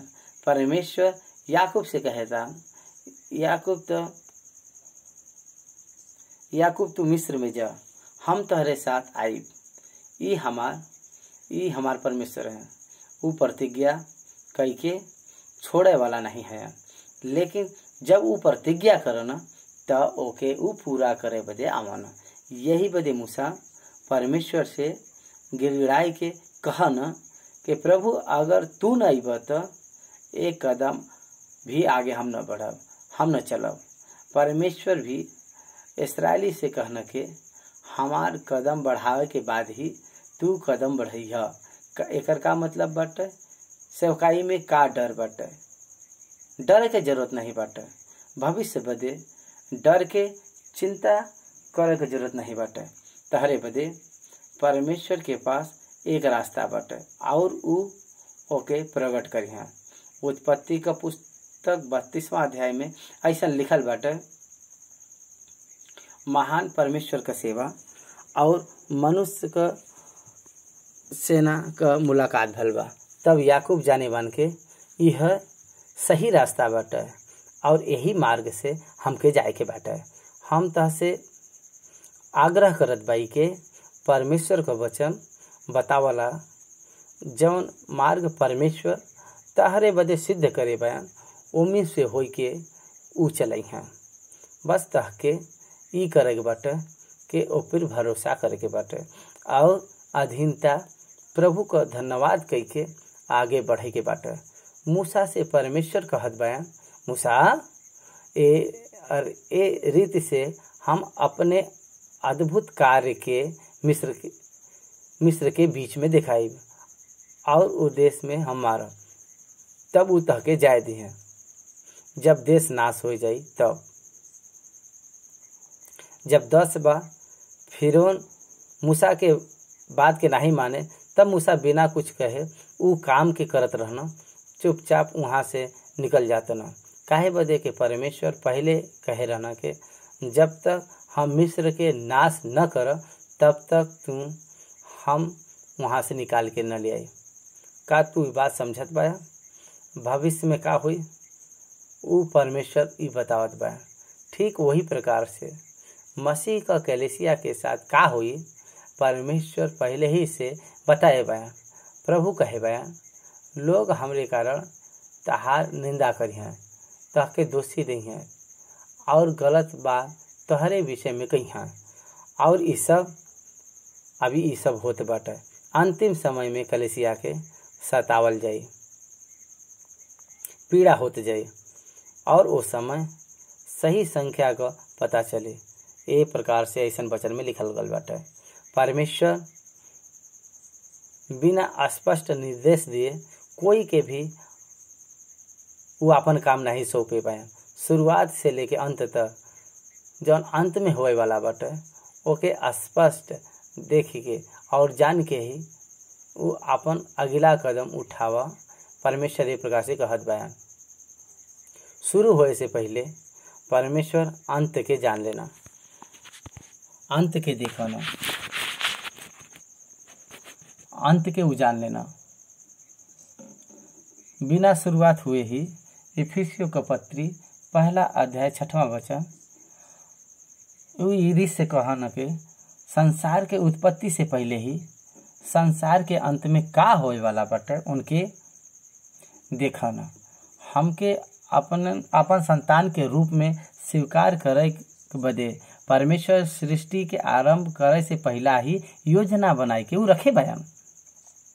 प्रकाशित वाक्य का 21वां अध्याय में का होए वाला बाटे वो सब कर परमेश्वर उत्पत्ति का 1 अध्याय का शुरुआत से ही पहले ही जाने बा। ए प्रकार से ऐसा इफिसियों का पत्री कहल में बा जौन ई बात जौन कहल गल बा। अगर ई बात तू समझ पैबा तो तू धन्य बाया। बाइबल में अंत के बारे में जौन कुछ भी कहल गल बाटे ओके शुरुआत में परमेश्वर बताए दिले बा। यही बदे भजन संहिता 139 139 में भजन कार्य इस प्रकार से कहला के तहार सब दिन गिनल बाटे। यिर्मयाह का किताब में परमेश्वर यिर्मयाह से कहत बान के माता के गर्भ में रचय से पहले ही हमार आँख तहके देखे बाटे। परमेश्वर का गर्भ में परमेश्वर गर्भ में बने से पहले हम तहके देखे भाई। उपमा बनावे का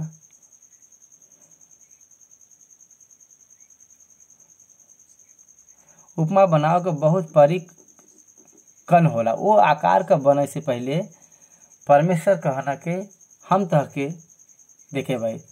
तू माई के गर्भ में एक छोटा सा बीज के रूप में बने से पहले हमार आग तहके देखे बाटे। तहरे जीवन का एक दिन शुरुआत होए से पहला सारा दिन हमरे पुस्तक में लिखल गल बाटे। हमरे जीवन के पहले तहरे जीवन के पहले शुरुआत होए के पहला दिन से शुरुआत होए के पहले ही तहरे मृत्यु का दिन तक का सारा बात परमेश्वर के मन में लिखल गल बाटे। कितना महान परमेश्वर बयान और इतना महान परमेश्वर हमार परमेश्वर है। उनकर महानता ई हवे के वो भविष्य के जानना और भविष्य के प्रकट करना और वो कहना कि जब देश नाश हो जाए तब वो तहके जाए दी हैं। जब तू निकलबा तो कैसे निकलबा? उत्पत्ति का किताब 15वां अध्याय में जब परमेश्वर अब्राहम से कहना तब वो उनके बतैना के वो बहुताय का धन लेके वहाँ से निकली हैं। कैसे निकली हैं? बहुताय का धन लेके वो सब निकली हैं। परमेश्वर ए प्रकार से कहना फिर जौने देश के अर्थात मिस्र मतलब इस्राएली दास हुई हैं ओके हम दंड देव और ओके पश्चात उन बड़ा धन वहाँ से लेके निकल आई हैं। कैसे आई हैं? बहुत ज़्यादा धन इकट्ठा करके लेके आई हैं। 400 साल वहाँ गुलामी में जौन कुछ वो सब कमाए बयान ओके 10 गुना लेके वो सब आई हैं। जौने कंगालपन से वो जीवन बिताई ना उससे भी ज़्यादा धनवान हो के वहाँ से वो सब आई हैं। हम उनके धनी बनाई। जितना भी कंगाल बनत गई ना उससे अधिक उनके हम धनवान बनावत जाबे। हम उनके महानता से आशीषित करब और वहाँ से इस प्रकार से कह के हम उनके वहाँ से ले जाबे। आंसू बहावे वाला आनंद का स्तुति कर आई हैं और वो देश के दोबारा लौट न पाई हैं और वो देश से हम उनके बाहर निकाल के ले आई और वहाँ राजा उनके जाए न दिए। तब मिस्री से अपने प्रजा पर अनुग्रह करवाई। अब जब तू निकलबा तो कुछ तो छूछे हाथ न निकलबा। देखा परमेश्वर का विचार बाटे? मिस्र से इस्राएली के ऊपर अनुग्रह करवाई हैं। इस्राएली के ऊपर मिस्रिन के द्वारा अनुग्रह करवाई हैं और मिस्री से जौन इस्राएली लोग मंगना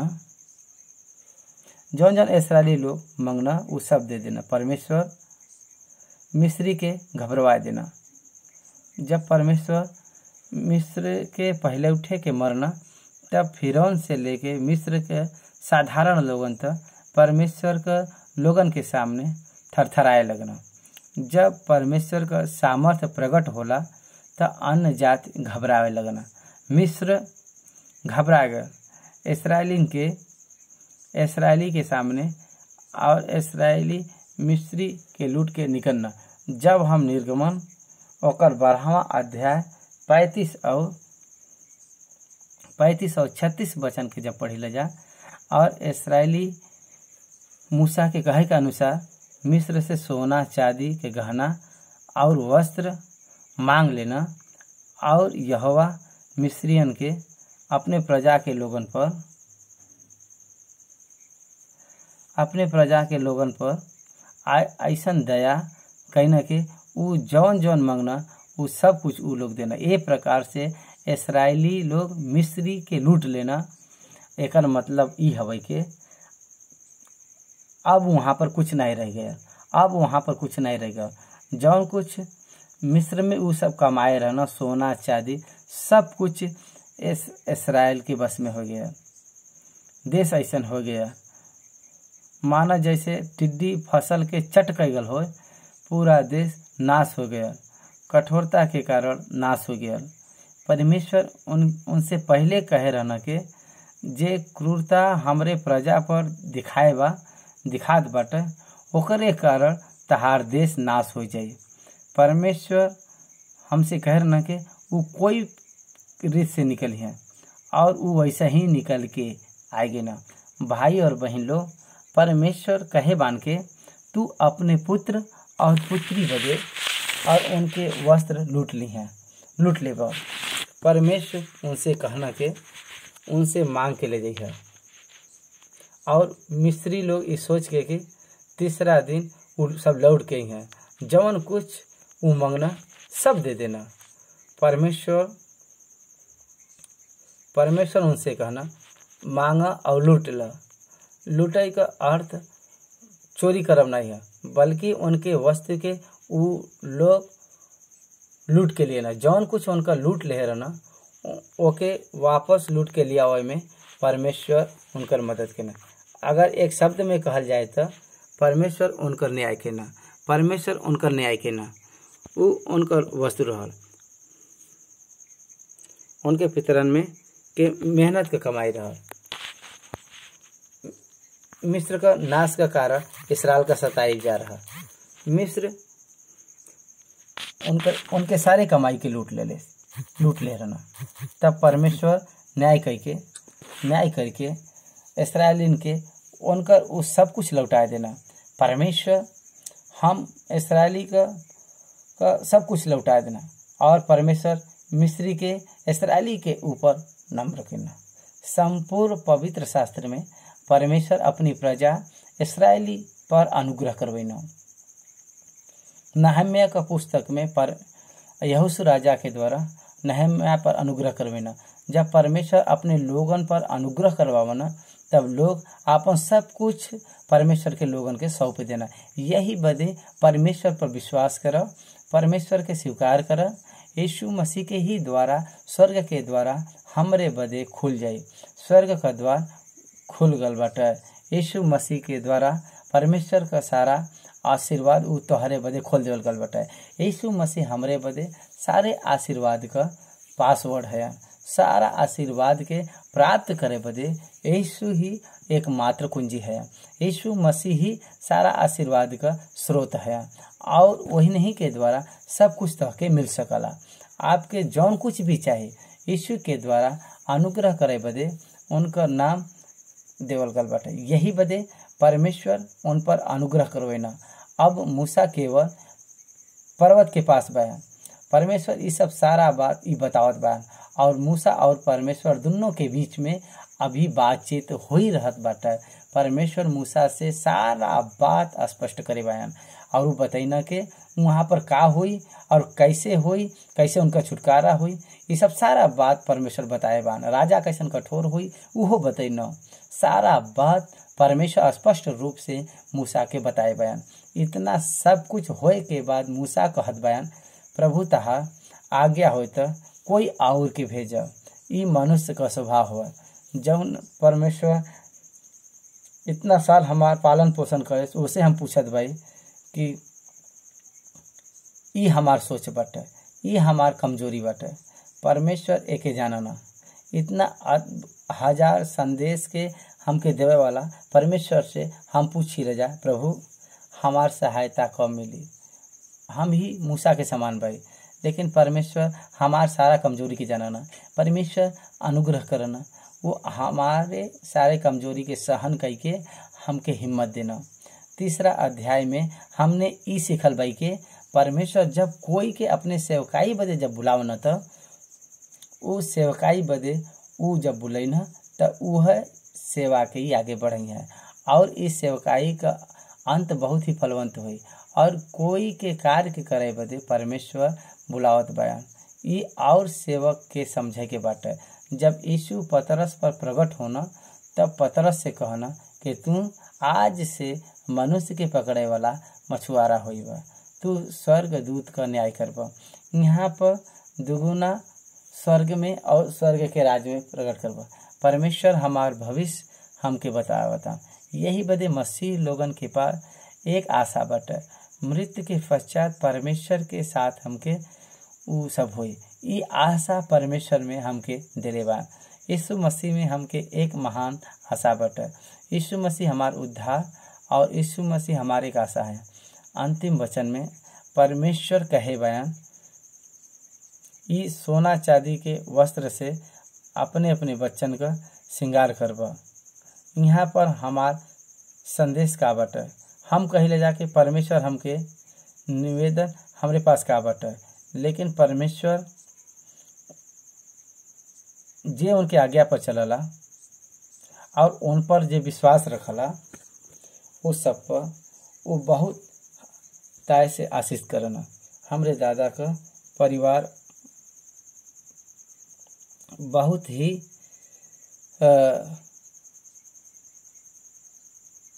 निर्दयी में था, लेकिन आज वो लोग हमरे दादा के जितना भी वंश रह सब लोग बहुत ही समृद्ध के जीवन जियत बा। अगर हमार दादा दादी करोड़ों का संपत्ति देतन, आज हम जौने परिस्थिति में भाई फिर भी हम वैसन न रह पाई। यही बदे वो पीढ़ी के वही पीढ़ी में आशीष परमेश्वर देना। हमरे दादा परदादा लोग जवन वो कंगाल के स्थिति में भी विश्वास योग्यता के साथ परमेश्वर का सेवा करना, उनके प्रतिफल में परमेश्वर उनके बहुत आशीष देना। ये बहुत आश्चर्य कर्म करे वाला आशीष है और ये आशीष प्रत्येक विश्वासी बदे बाटे। जब आप धार्मिकता का जीवन जियला तब परमेश्वर आपके संतान के इतना आशीष देना का ये मालूम बाटे तो है कि वो उनके अलंकित करना। ये प्रकार से सेवा जौन जिनके एक समय भोजन नहीं मिला, आज उनके संतान के अगर आज हम लोग देखी जाता उस संसार में अत्यधिक धनवान और अरबपति के समान जीवन जियत बा। मूसा के समय तक जितना पितरा लोग दुख उठाए रहना जीवन जिए रहना, परमेश्वर कहना के उनकर संतान धनवान हो के ये सब वापस लौटे हैं। अब्राहम से परमेश्वर ही प्रतिज्ञा कहना कि कोई भी पिता अपने दादा से कहे कि ताहार संतान ऐसा दुख उठावत, कौन पिता ऐसा वो कही प्रभु उनके ऐसा स्थिति से बचावा, ऐसा मत हो। लेकिन अब्राहम ऐसा नहीं करना। परमेश्वर उनके बतैना कि तहार संतान 400 साल गुलामी में रही हैं, लेकिन वो आवत समय वो बहुत आयत का धन इकट्ठा करके ली हैं। ये बहुत बड़ा तसल्ली का बात रहा। ये बात में हिम्मत देना, चाहे हम कितना भी दुख उठाई कोई भी परवाह नहीं बा, लेकिन हमार संतान के परमेश्वर आशीष दी हैं। हम सेवा में अगर कठोर नियम के पालन करके सेवा करी, कमी घटी हो सकला, लेकिन हमार संतान के वो आशीष देवे वाला है। यह एक बहुत बड़ा उदाहरण है। परमेश्वर कहना तहार संतान के अत्यधिक बहुमूल्य वस्त्र से हम सुसज्जित करब और एके हम देख के तू आनंदित होबा और उनके देखे तू बहुत प्रसन्न होबा। परमेश्वर कहना ऐसा दिन आवे वाला बाटे जिमिन तू अपने संतान के बहुमूल्य वस्तु से अलंकित करबा। ये कितना आनंद की बात बाटे। गरीबी में रहे वालन बदे, गुलामी में रहे वालन बदे ये कितना आनंद बड़ी बात बाटे, कितना बड़ा आशा बाटे। ये भावना से अगर परमेश्वर का आज्ञाकारिता में रहब तो परमेश्वर पर विश्वास करब तो वो हमके कितना आशीषित करी है। ये बात हमरे मन में कितना शांति दी। ये अध्याय के यहाँ पर समाप्त करत बाई।